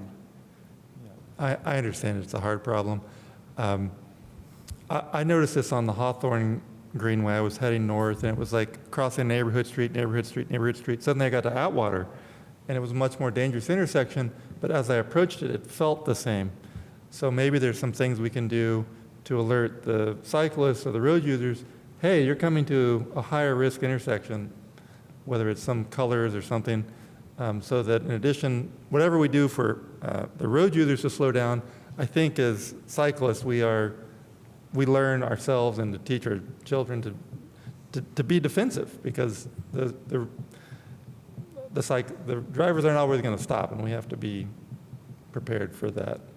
Yeah, I think that's a good point, and that's a great example of, we did a neighborhood greenway that really ended in many ways at a major corridor, and the context there is very, very different. That was one of the critiques of it too, is that we didn't do more at that time for crossing Atwater, but it does make it more obvious what that is. Whereas if we're looking at like an always stop, or it's sometimes you've heard probably in the past people being hesitant to mark crosswalks and only marking a crosswalk because that maybe implies a level of protection that certain corridors you would want to do more than just do a crosswalk to make it a good crosswalk. And so in some cases like this is an always stop, so it may feel comfortable and safe, but is it? And those that have been talking know that it does have its challenges, but from a more psychological perspective, it has, I think what you're saying. One more. An easier question. In our long-term transportation plan, we have grid connectivity. And as I understand, traffic works somewhat like fluid dynamics. The traffic spreads out to use all the available routes. People want to take the fastest route. This particular part of town, we have an ongoing interruption, which is the railroad track. We don't have connectivity between Park Ridge East and Meadow Park. Meadow Park is a private road network. It's not connected with the Eastern Heights across there. Is it the case if we could improve our grid connectivity that some of this traffic would then fan out and then there just would simply be less traffic at this intersection? I think the theory, yes. I think the more that we can have a robust network, the more we distribute traffic, and the more we can avoid having an intersection where one road has 8 times the traffic of the other road, to have those more balanced traffic flows. We also being mindful of, not wanting to encourage more traffic on some residential streets at the same time, but generally, yes, the theory is the more connectivity, the better.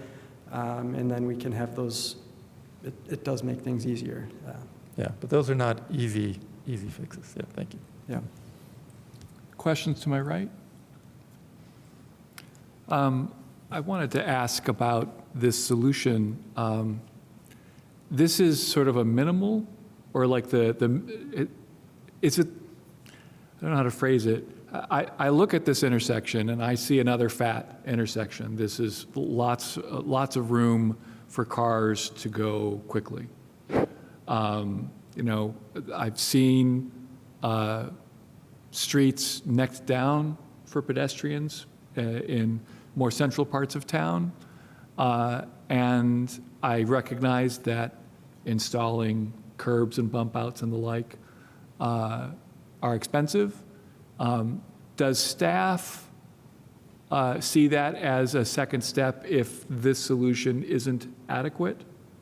Can you talk about that a little?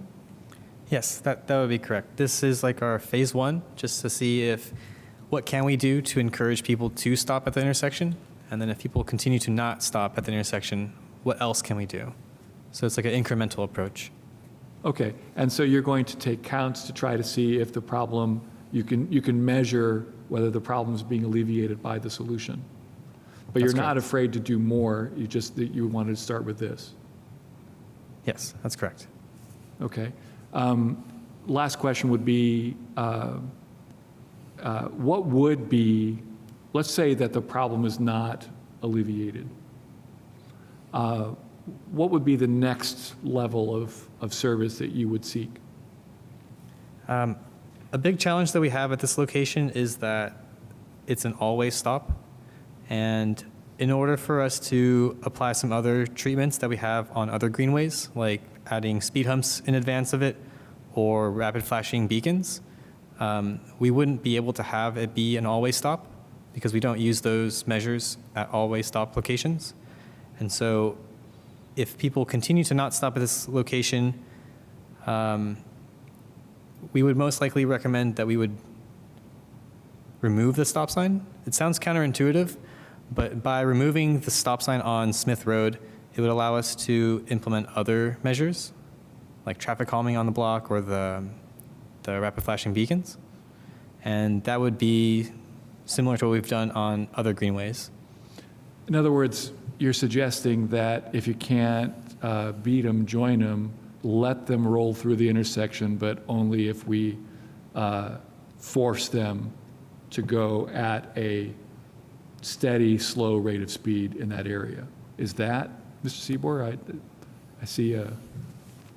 Yeah, I think that's right, and I agree with everything that Mr. Garzi just noted, and I was just having reflections to past debates about other intersections in the community, and remembering a question that somebody asked, it might have been at a city council meeting, but like, if we were starting from scratch, what would you do? Yeah. And so I think what was described just to you is certainly a very realistic option. There are other options that have there's no great thing, but like from scratch, like this is a very big intersection. If we were designing a neighborhood intersection, we probably wouldn't have a median in the center of it. We would have the roads be narrower. We'd have bike lanes of appropriate width, or if there weren't bike lanes, we'd be doing bump outs. It would just be, but that becomes a much bigger project, and then it becomes back to the word prioritization on how much to invest.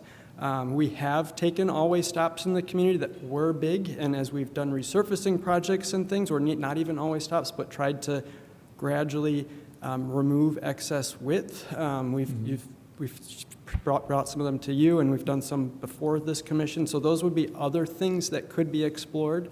So there's a menu of options, but I think what was shared is also a very, very real option that we'd be looking at. No, it's well answered, and I appreciate it. I guess my last question would be when should we check back?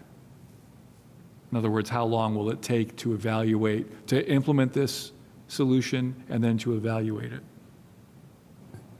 I think a realistic timeline would be a month or two.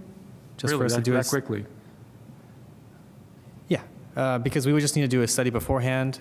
It would just mostly depend on staff time and availability to go out. Then for us to coordinate with our shops to install the signs, and then for us to do the post-study. Would it be safe to ask for an update again in August? 3 months from now? I think that would be fair.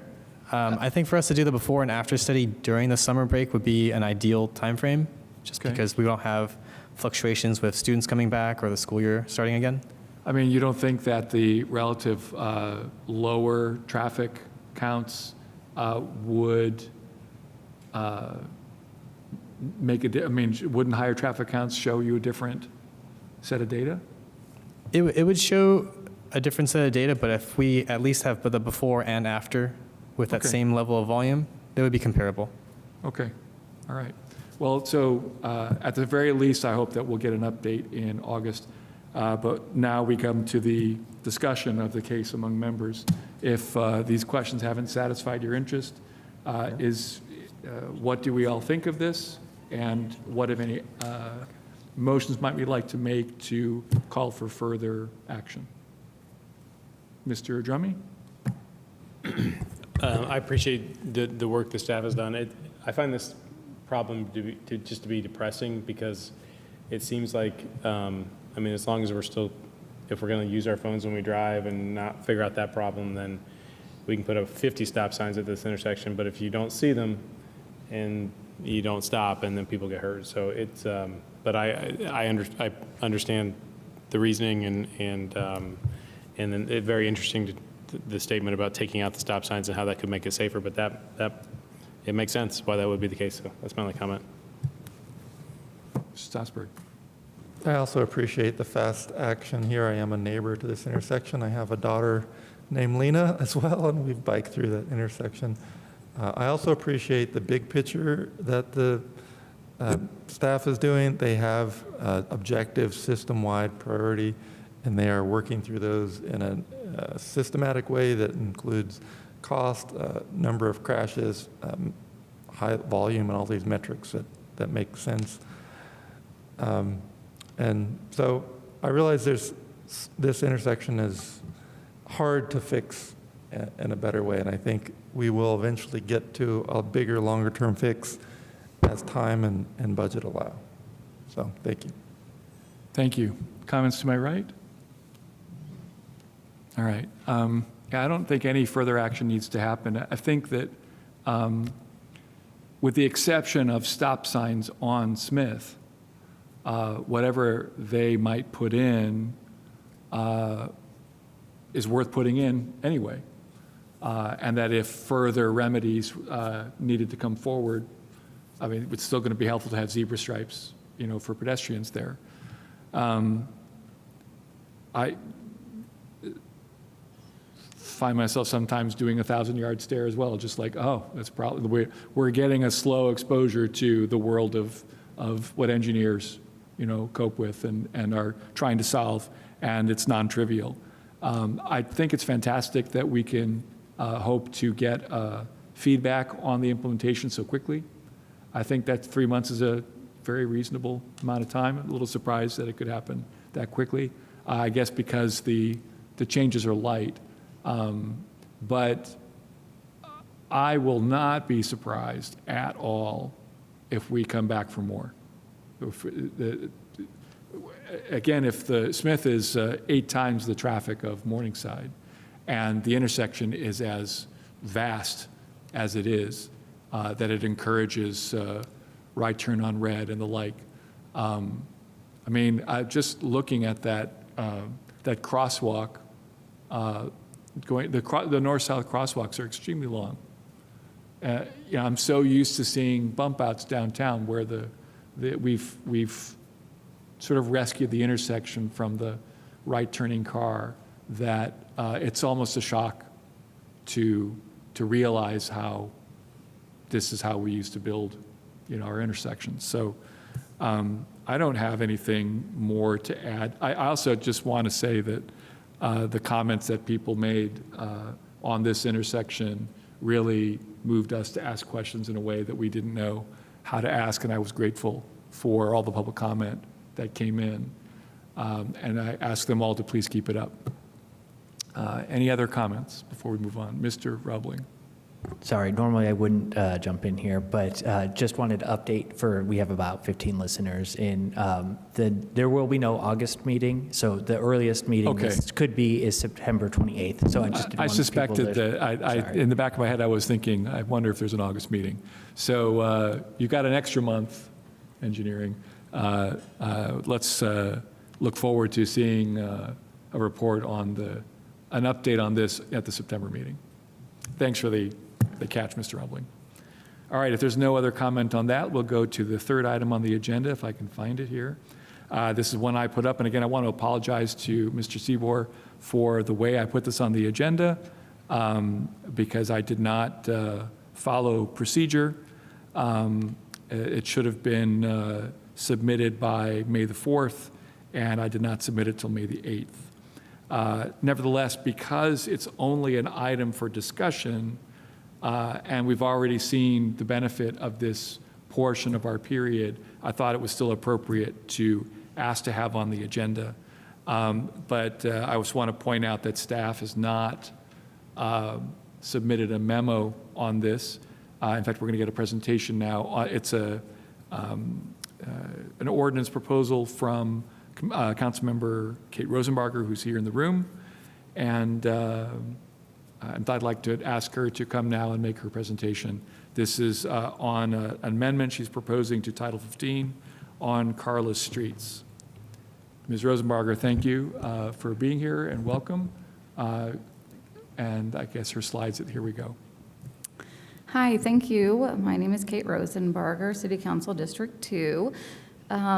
Today, sorry these slides were also very late, everyone, but thank you to city staff for getting them in this packet or out to everyone. So my colleague, Council Member Courtney Daly, and I are working on an ordinance that amends Title 15, Vehicles and Traffic, and it would create a chapter in that section of code for streets and alleys that are closed to vehicular travel. So the ordinance is a draft. I just want to give a little process first. It's coming before council on Wednesday, this Wednesday, May 20th. If it gets introduced, that will be first reading, where the plan is to have a conversation with council members and staff and department heads about the potential closure and amendments. So the next slide here is a little roadmap for the discussion today. We'll start with where are we now, and so we'll talk about the process to date and the ordinance that is currently in existence, Ordinance 2502, it was establishing the outdoor dining program, and in it amends Title 15 and other titles that create a car-free Kirkwood on specific blocks for specific months of the year. And then the second part today, we can talk about what are we fixing. So this is adding language to Title 15, again, to create that chapter for vehicle-free streets and alleys. And the other part of this is really further clarifying the intent of City Council when we passed the Ordinance 2502 to have certain blocks of Kirkwood Avenue car-free except in emergencies. So I do too just want to say this is very much, of course, this is on the discussion section of your all's agenda, and this very much is a discussion, as it will be on Wednesday. I mostly have my laptop here to take questions and comments from you all. So again, just very much appreciated. So a little bit of the where are we now in 2025. So Ordinance 2502 established the outdoor dining program, and these are some of the whereas clauses for the purpose of this program and to sort of also go through the history of the program. So the city, I can read these, I guess, if that is helpful. A lot of thumbs up from the commissioners, great, okay.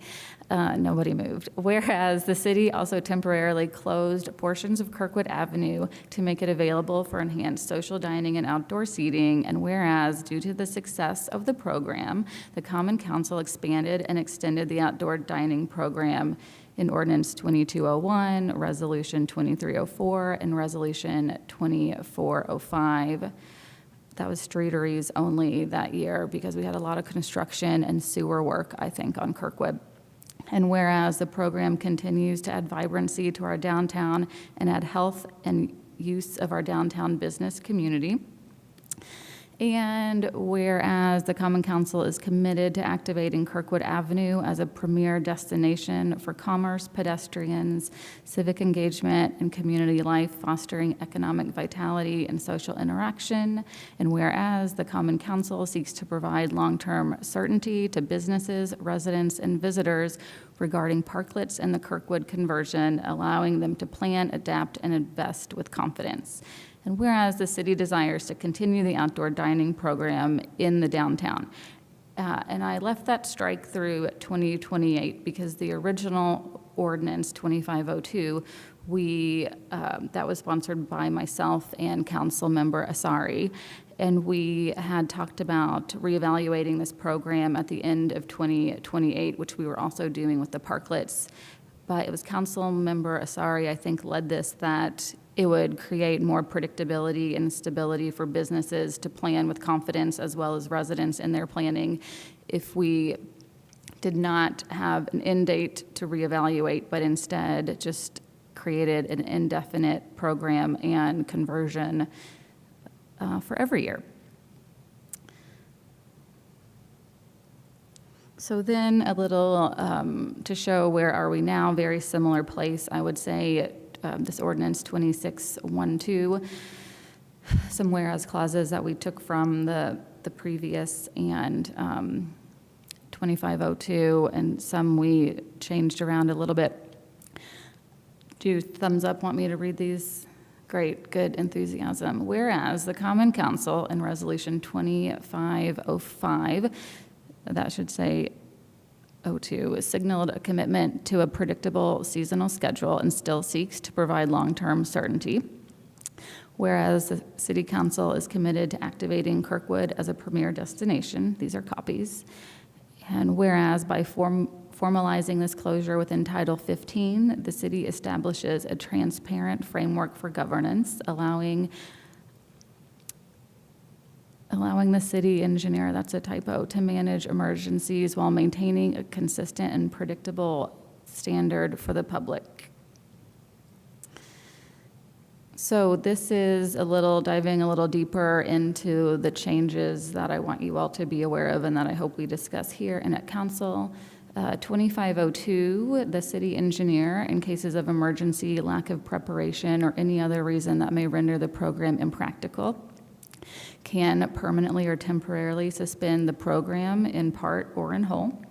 And what we would like to change in 2612 would take out that part about lack of participation or any other reason and say in cases of emergency, the city engineer may temporarily restore motor vehicle traffic as authorized. And this would be in the form of city engineer proposing orders like 90-day orders or 180-day orders that we see in places like the 7 Line and elsewhere.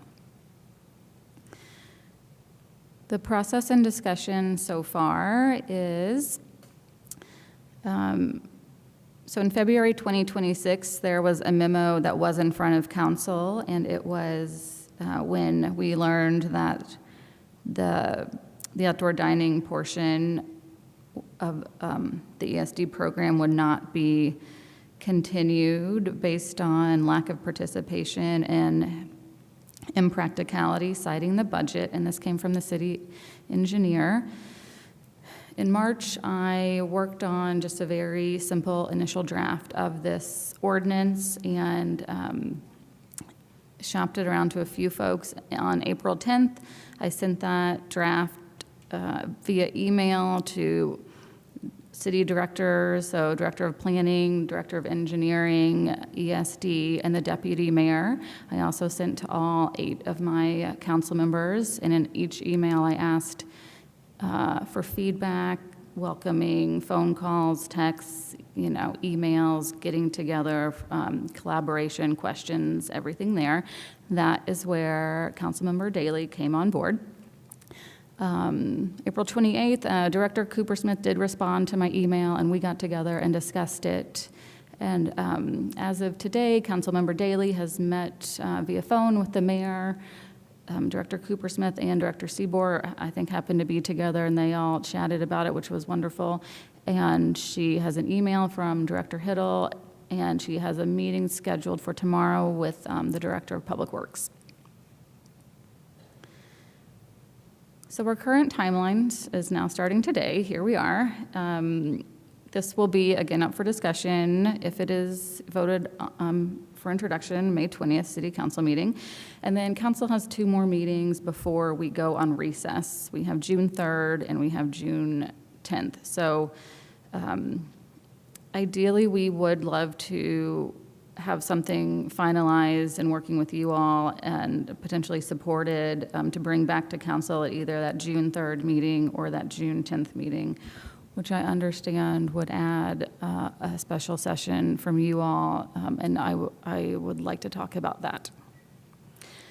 So far, the information needed that I know of is from one email from Director Seabour that we need a comprehensive list of streets closed to vehicles because others exist, and we would like them all to be in this proposed new chapter of Title 15. Thank you. Sorry, thanks for the presentation. Before we go to council questions, and fully aware that staff has not been able to weigh in with a memo on this, I wanted to give staff an opportunity to comment. And I suspect that maybe the person to ask would be Director Coopersmith, who's here in the audience, unless Mr. Seaboard wanted to present first, because I think this is an issue not of safety, but of commerce. So whoever would like to speak, though, is welcome. Sure. Director Jane Coopersmith of Economic and Sustainable Development. Thanks, Councilmember Rosenbarger, for the presentation. I don't really have a lot to add. I think that, we staff did what we believed was a deep dive and due diligence to present information and evaluate this program earlier this year, and that was how we came to our staff recommendation in February. And I would just footnote that it wasn't, Andrew and I didn't decide, like it was the majority of cabinet members and departments working on this together. And we really believed that was the best recommendation for this space for a number of reasons. But I think that what council has expressed is that they desire a different outcome. And so I think they have access to the information that we provided at that time, and we are happy to provide anything else that's needed. I've been deeply appreciative of the outreach. I think the initial version that Councilmember Rosenbarger shared didn't really have a lot of matter to it, and so there wasn't a lot to respond to, but I did find our meeting on the 28th to be super substantive and helpful. So I think just, it's been really informative. I think we should have been doing some design thinking together earlier on in this process. I learned through these conversations that Councilmember Daley had requested a deliberation session earlier this year. And I wish that we had said heck yes to that, because I think that's what this project truly needed. And so, I've said, hey, maybe we should do a deliberation session, but I don't think there's a huge appetite for that at this time. And then my main concerns are just about what we have a program that we're rolling out full steam ahead, and we think it's really great, but kind of just triaging what the council's expectations are for the remainder of the year and how we're working with businesses and maintenance of traffic plans with construction projects in the area. So I'm concerned about 2026. I'll just leave it there. But again, thanks for the communication. There's some media coverage that has said this is, contentious and we're battling, but we're communicating, and it's been pretty good. So thank you. Thank you. Mr. Seaboard, would you like to speak? Yeah, I just appreciating the dialogue. I don't have a formal presentation, mostly here just to help answer questions. The main things I maybe wanted to share, reflecting on when Director Coopersmith and I had a conversation with Councilmember Daley, appreciating the note that some of the feedback is potentially desired to include in it. One of the main questions in my mind, just to put it out there, is, a part of this, it's a legal discussion too, on like what is most appropriate from a legal lens and what is in Title 15 or not. And so we just, between various schedules, haven't been able to connect and didn't have a sense of the urgency of the timeline until more recently on this topic. But the independent of the Title 15 discussion is that just throughout time, Title 15 and traffic code has never been the tool used to temporarily close streets. And so that's maybe the biggest question in my mind, which is a different question. It's related but different. Like we are closing Clubhouse Drive temporarily. We construct projects and close them temporarily. We have some roads that have been closed for seasons or for experiments, or some permanently that we just have been successful without doing a traffic code. And just in a very early, quick assessment and email dialogue, in state code, when it talks about traffic regulations, it basically says what municipalities what our traffic regulations we can regulate. And there are things like stop signs and speed limits and one-way streets, but closing a street isn't a traffic it's not one of the options. It's just thought of, I think, differently. And so just from that lens, having some uncertainty with this specific, just the legality of the ordinance that's proposed. But happy to answer any questions. Thanks to you both for your comments. So let me just frame this here. Again, this is the discussion portion of the meeting. There's no official action we're taking except to ask the commission staff to tee up a formal proposal, such as we would need to schedule a special session to hear, to make a formal proposal, to hear a formal proposal before it goes to City Council with the schedule that this legislation is on. Either that, or maybe the ordinance doesn't. We don't know what the council is going to do with the ordinance, whether they might decide it that quickly or postpone it. But it's on a track that's faster than our next meeting. So with that, I just want to say, open up the floor to questions on this topic. Do commissioners have any thoughts on the ordinance that is being proposed? Mr. Stossberg? Yes, thank you. At one time, I owned a building on Main Street in Richmond, Indiana, which for a period was a pedestrian mall and a period cars went through. But I'm very sensitive to the fact this is more than just a transportation question. This is a question about, for the residents and vitality of the area. I hear the point that consistency is good. It makes planning good. I hear that. There's also a disconnect in what was presented about, sounds like first there was a recommendation to close due to lack of participation, and then impracticalities due to budget. But then following that, this is where there's some details missing, is a proposal to make it permanent after there was just some data that suggested it wasn't working. So how did, and this might be a question more for the council than just the Transportation Commission, but how did we get from let's close it to let's make it permanent? Thank you. First, I would like to clarify, the permanent would just be a permanent seasonal closure. Sure, I understand. Okay, yes. So it's still the April through November. So we in February were given a memo from ESD with data in it, and I guess some points gleaned from a lot of meetings and outreach that they did, I think especially with council members. And I guess I would say there is a lot of data too that wasn't in it. It wasn't, I'm not saying it was a bad memo. I'm saying, for example, there was a piece that said we're losing $80,000 in parking meter revenue because that would be maxing out those spots that were converted to car-free, where we would need to take a better look at that because we know mostly people then park on different streets, so Fourth and the side streets and everything, so that wasn't really accurate. I think there's some other data that potentially wasn't included about how long people are starting to stay, or how, I think it's called stay time. I don't, Director Cooper-Smith would know more about it than I do, where we're looking at cell phone pings and folks are staying longer when it's, when cars aren't on it. So they're going, that sort of, you assume from that, they're going to multiple spots instead of like going to Nick's and eating and leaving.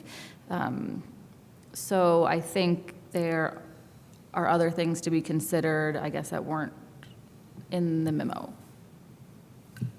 Also conversations with DBI and the Downtown Kirkwood Association that at least I've had. Thank you. It sounds like now there are more conversations happening between the council and the staff about the best way forward. Do you feel good about the timeline? It sounds like, I know on our end it feels compressed the way we're receiving it. There's always an option to do something again, temporary in the service of doing something better for the long term. as opposed to trying to start something, this new indefinite plan immediately? Do you feel like it's the right, I guess, weigh the options of this year versus next year with more conversation and process? It's up for debate, I would say. I mean, I really try to come into draft ordinances and like things that I draft with, I don't know, a lot of curiosity still. So I think a lot of people are involved in this. And because this has been in existence for years, it doesn't feel new to me. It feels like we're moving it from the outdoor dining ordinance and just, so we're kind of separating it from outdoor dining and just putting it in Title 15. So to me, it feels more of a fix than a big change. And that doesn't exactly answer your question. Do I think there's enough time before we go on recess? I think there is. I think that it wasn't seen as something that needed to be discussed until it became on council's agenda, which is okay. Everyone has been so busy. I mean, the PUD has taken up an ungodly amount of council hours and staff hours. I know that, and that was why this got pushed as well. I mean, initially we were looking at trying to close it to cars by Little 5, but the PUD just took over. So that's just kind of the nature of where we are now, and so it could happen or it couldn't happen. I think another question is, if it were to pass in this time span, does it go into effect soon or does it go into effect in 27? I'll ask a process question, maybe to Mr. Seabor's concern. It sounds like there's another conversation that Mr. Flaherty talks about, which is what's the right amount of code to have in Title 15? Should we be removing that? And this is suggesting adding some new specifics at the point we're talking about removing them. I know there's a distinction sometimes between policy, which is high level, and procedure details. And some of these, like to me, the name of a street or the section of a sidewalk is a detail. So I guess I have some concern about what's the right amount to add to the Title 15.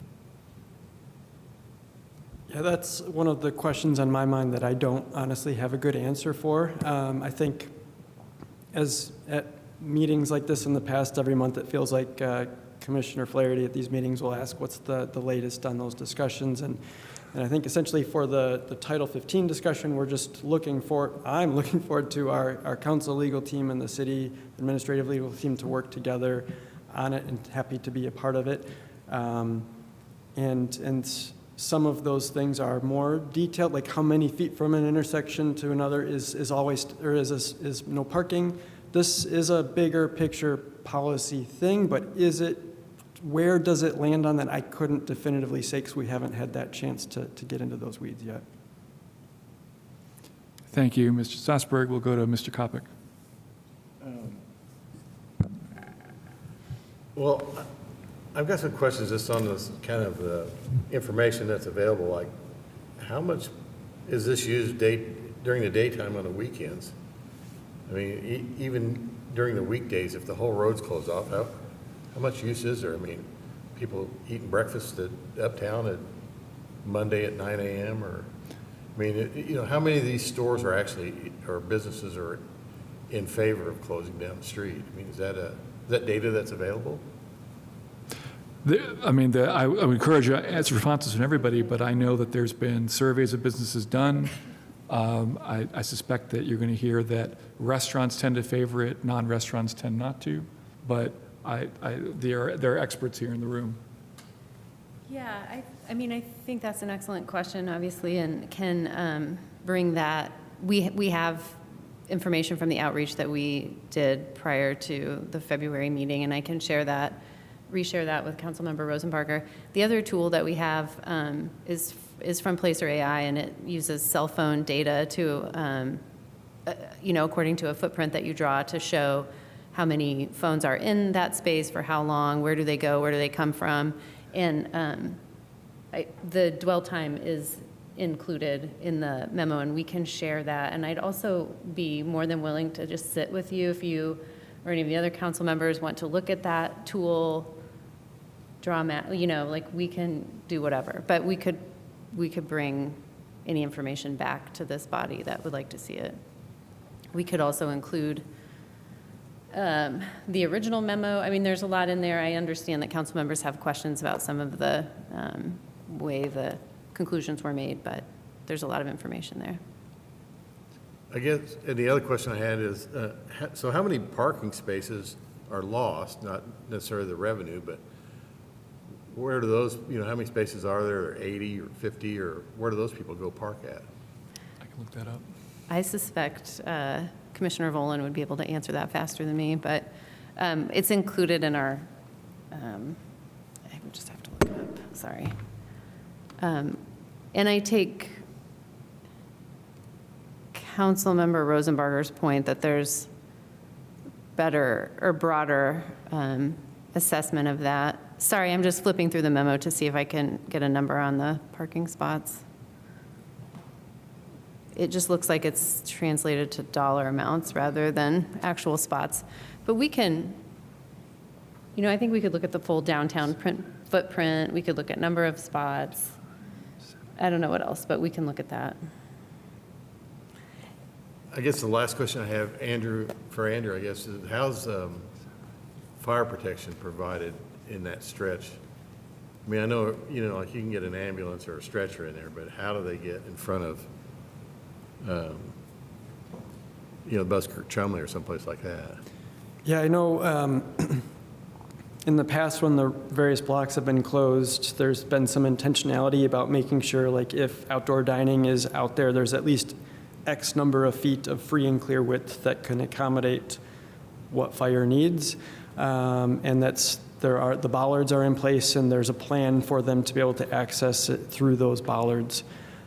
So they've definitely been coordinated with I think EMS providers certainly prefer the road to be open, but if it is closed, it's been closed, and they've had a plan in place. Okay. Thanks. I just wanted to chime in based on the question.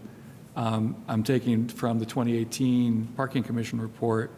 100 East Kirkwood had 16 spots, 200 had 16, 300 East Kirkwood had 18 spots, 400 East Kirkwood had 23, and 500 East Kirkwood has 14.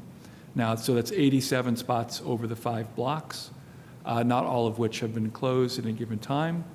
I also would point out that the net revenue for the 3 blocks that had typically been closed, 100, 400, and 500, in 2018 was close to $150,000. So if it was only 80,000 foregone in revenue, I'm going to be interested to know how that number was arrived at. But there's more questions, I think. Any other first round questions? Second round question, Mr. Stossberg. Just to reply on the parking spots case, I think another useful lens is business revenue to the extent they're willing to share during these different experiments, because I know some places have found that when they take out parking spots, they add bike parking or other amenities, that their sales go up. So it's actually good for sales. So just because we're losing parking spots doesn't necessarily mean we're losing business revenue. But that's what, at this point, I believe we would have data for that. We asked businesses to describe the impact on their operations, and we wouldn't ask them to share actual sales data, of course, since it would be in the public record. And it was mixed. I think, restaurants largely benefited from it, and I think banks, the churches struggled with it. Sorry, I'm just summarizing what I recall from memory, but yeah, it's mixed is where it was at. And then interestingly, CVS reported no difference in sales, which I thought was, I don't know. I just thought that was an interesting item. Okay, further questions before we go to the public for comment?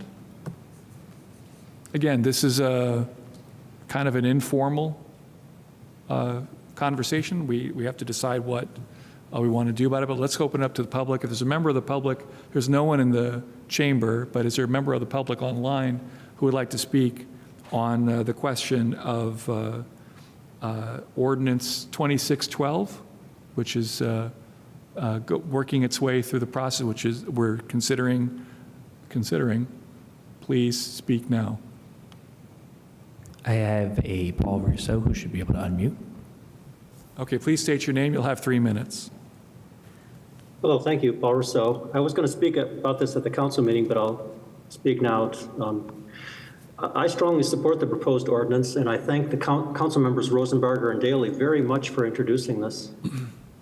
In my view, the ordinance reestablishes a closure that is not new, and therefore a quick timeline is not only appropriate but necessary. Summer is upon us. Kirkwood should be closed as soon as possible for the sake of continuity with last year. In my view, of all the consequences of the coronavirus pandemic, the seasonal closure of Kirkwood was probably the best. I think the closure is forward-thinking, and it represents Bloomington well.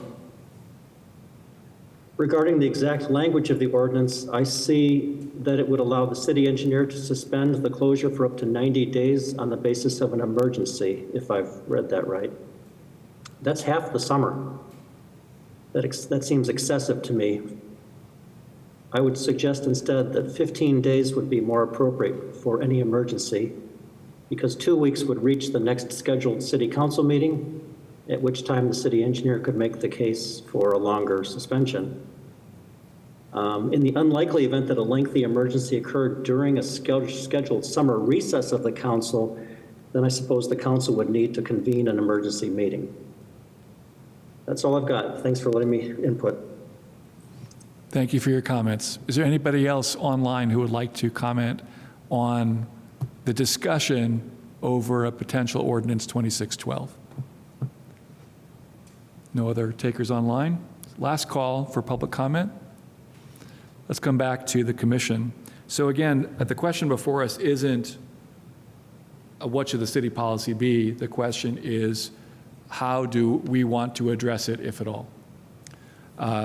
In order to, if the ordinance goes on the track that Councilmember Rosenbarger said, we would have to schedule a special session to have input on it before it goes to council.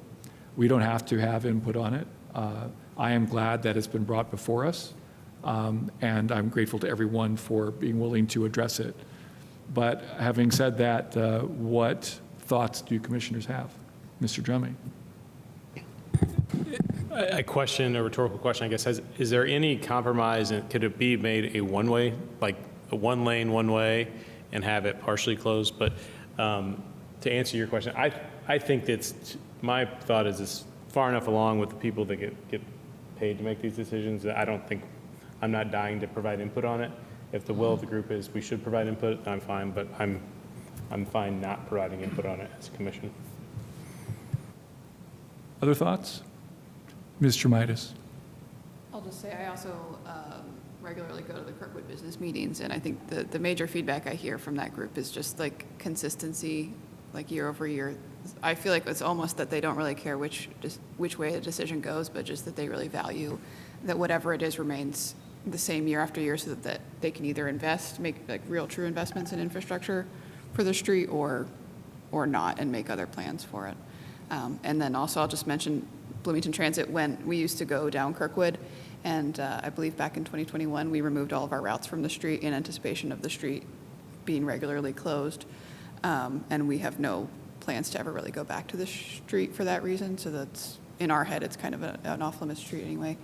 Doesn't really affect us too much. And last year we ran the summer shuttle because of concerns about like lack of parking and like lack of accessibility, and the shuttle just went like extremely underutilized. And we saw, especially from some of the different festivals on the events that on Kirkwood, that limited parking was not a reason that kept people from Kirkwood. People went there when there was things to do there.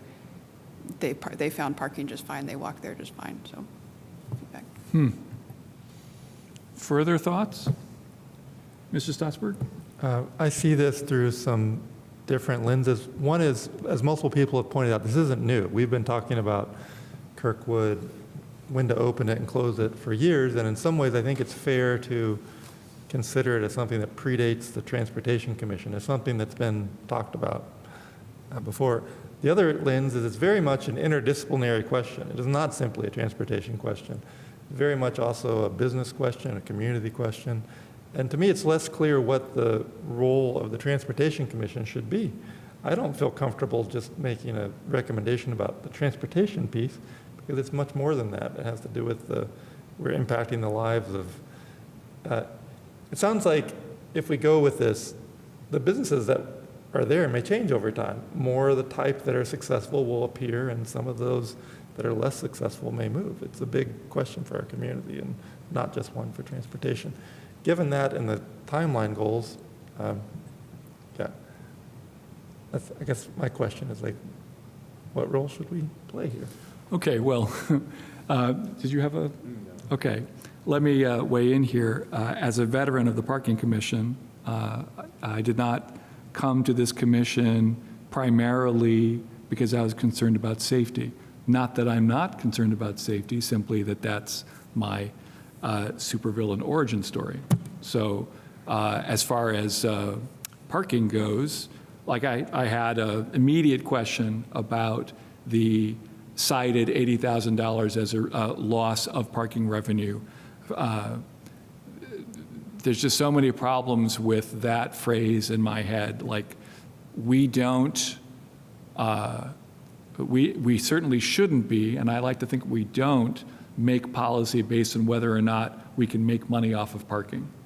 I pointed out back in 2017 that the overall system of parking, the garages, the lots, the parking meters, residential neighborhood programs, barely breaks even when you add up all the revenue from meters and the lesser revenue from garages and lots.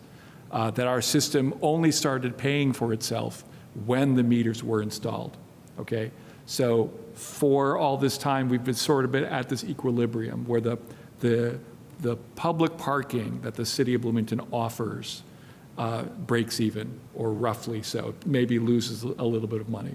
We're talking about several $1 million a year, $4, $5, $6 million a year, and that's how much it costs to provide it. So let's not have any illusions about the revenue from meters being somehow, I mean, I think some revenue is used for other things, but it's, that was what the commission was trying to establish, was to what extent does us offering parking cost the city? So that's an important question, and there are other veterans of the Parking Commission on this body. They're not here today, but I don't want to make policy based on, well, we lost money on, that's not how parking even works. One thing I want to get is the total amount of revenue for 2025. We don't have it handy. In 2024, there was almost $2.9 million in parking meter revenue. If the figure for 2025 is anywhere close to that, I think that the $80,000 question is, should not have been a primary reason for arguing whether to close or open Kirkwood. But yes, this is a commercial issue. It's also we have to weigh the commercial concerns with the right of people to get around. So there are regularly people who are elderly or disabled who express their dismay at a street closure because they have difficulty getting to a place on Kirkwood they were accustomed to. I take their concern seriously. And for a long time, I've asked a similar question to why is it that we can't squeeze a drive lane to an inch of its life to allow cars to go through at 5 miles an hour, 10 miles an hour. That would satisfy a problem like that. If we're talking about a citywide speed limit of as low as 20 miles an hour, which I've heard is something that is being considered at levels above us, this dovetails with that goal. would it cost more in infrastructure to build? Like I asked this question when I was on city council, can't we just leave one lane open? Can't we put Jersey barriers up to block one lane off? And the answer was, it was just way too much in material and effort to do. I think we would have to, I sort of still favor that idea, but I don't know enough to really, weigh in on it. I think we definitely need more information. I think this topic should be discussed. I'd like to see it discussed as soon as possible, but I'm open to the pleasure of commissioners as to how quickly we'd like to take it up. I mean, we're going to have, if we want an opportunity to meaningfully impact the legislation, we need to have a special session. If we want to take up an inquiry, we perhaps can, take our time to do that. So I think that's sort of where I see the commission. And I know that the two other parking commissioners, former parking commissioners, would have a great interest in this discussion. But it's up to us to decide whether we want to, what effort we want to make. With that, is there further thought, any feedback for me or for others? Anybody want to make a motion? What do we want to do? I try not to make motions on the chair, okay? I don't want to make motions for people. I could do it, but I'd rather it come from somebody else. Any thoughts? I have people to my left. I'm in favor of a wait and see because it's going to come to council. Because the point is that we can offer the deliberation session they may not be able to schedule. And they may ask, what does the Transportation Commission think? That's why I thought we should perhaps act more expeditiously. Okay. I think in this case, I'll look to you to make the motion. Okay, yeah, I'll do it. Okay, well, then I'm ready to make a motion to schedule a meeting for June 1, because that gives us some time to react. It doesn't give staff a lot of time to get ready. We could also do a meeting on June 8th, and either one ought to give us the opportunity to weigh in meaningfully before the likely final meeting, June 10th. I have Ryan Roebling. We have a planning session on June 8th already planned. Really? Yeah. Well, that's convenient. Can we make it a double? Any issues with that? Not from staff's point of view. Okay. Let me ask staff over here, would a June 8th meeting give you enough time to prepare if we were to put this on our docket as a case? I can only speak for myself. Legal is a key part of it. I certainly want legal to have a chance to weigh in. And, yeah. June 8th is also a plan commission meeting. So who? June 8th is a plan commission meeting. Oh. So this room will be used for that, and I will be at that meeting. So if you want my attendance, I will probably not be here. Will we be in McCloskey? Okay. Thank you for that, Mr. Seabour. Ms. Coopersmith? I'm available. I'll do my best to prepare kind of some of the data points that you all have talked about today and that Councilmember Rosenbarger has discussed. So do my best. Great, thank you. Mr. Seabour, maybe a representative from engineering could attend in your stead? I don't think it requires you there, although I know you want to weigh in on this. Yeah, I'd love to be there, but certainly if there is a meeting, we will do all that we can to support that meeting. And I imagine other departments impacted would try their best as well. Okay, so, all right, thank you. That helps.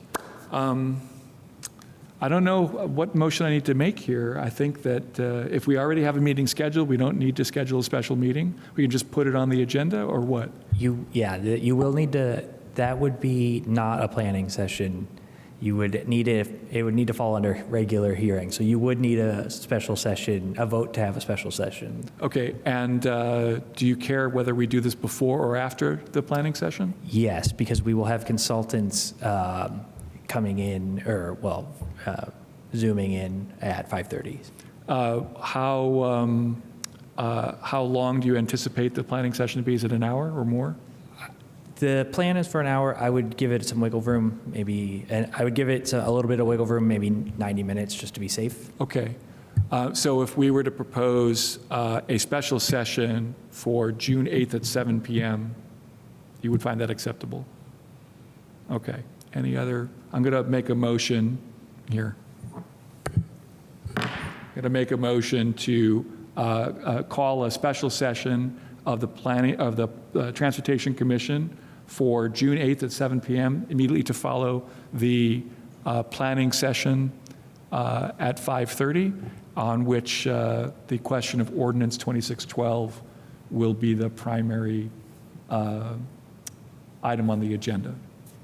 Is there a second for this motion?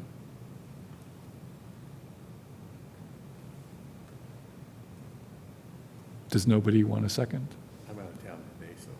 Okay. I'm out of town, I did too, so I feel bad second against the devil. You can bind your fellow commissioners. They won't Second. resent you. All right, good. Yeah. So you're running the Oh, meeting now. yes, okay. We have a motion and a second. Can we have a roll call vote? Stramitis? Yes. Vollen? Yes. Drummy? Yes. Strasburg? Yes. Kopic? Yes. Okay, so we are going to present this as this is a resolution, right, Mr. Ubling? I'm sorry, I was not paying attention. What was the question? In order to weigh in on the ordinance, we have to have a resolution, right? Oh, you would like, yeah, we can bring it forward as a resolution. Sorry, yes. Yeah, okay. So it'll be in the form of a resolution. It'll be the case we take up at the special session on June 8th at 7 p.m. Thank you all for that. Thanks. I'm trying. I really am. Okay. Is there any other comment on this issue before we move on to the rest of the agenda? Okay, thank you all. Let's go now to general public comment on items not on the docket. We did have a written public comment submitted by Paul Rousseau on parking on Grant Street. That's in your packet. There's nobody else in chambers who wants to make public comment.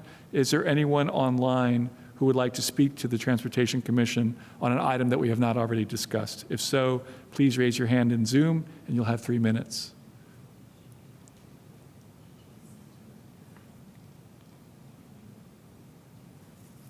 Is there anyone on Zoom who would like to speak? Final call. All right. I think that's it. If there's no other business, this meeting is adjourned, and we will reconvene June 8th at 5:30 in the McCloskey Room for a planning session, followed immediately by a special session at 7 p.m. in the McCloskey Room. Thank you.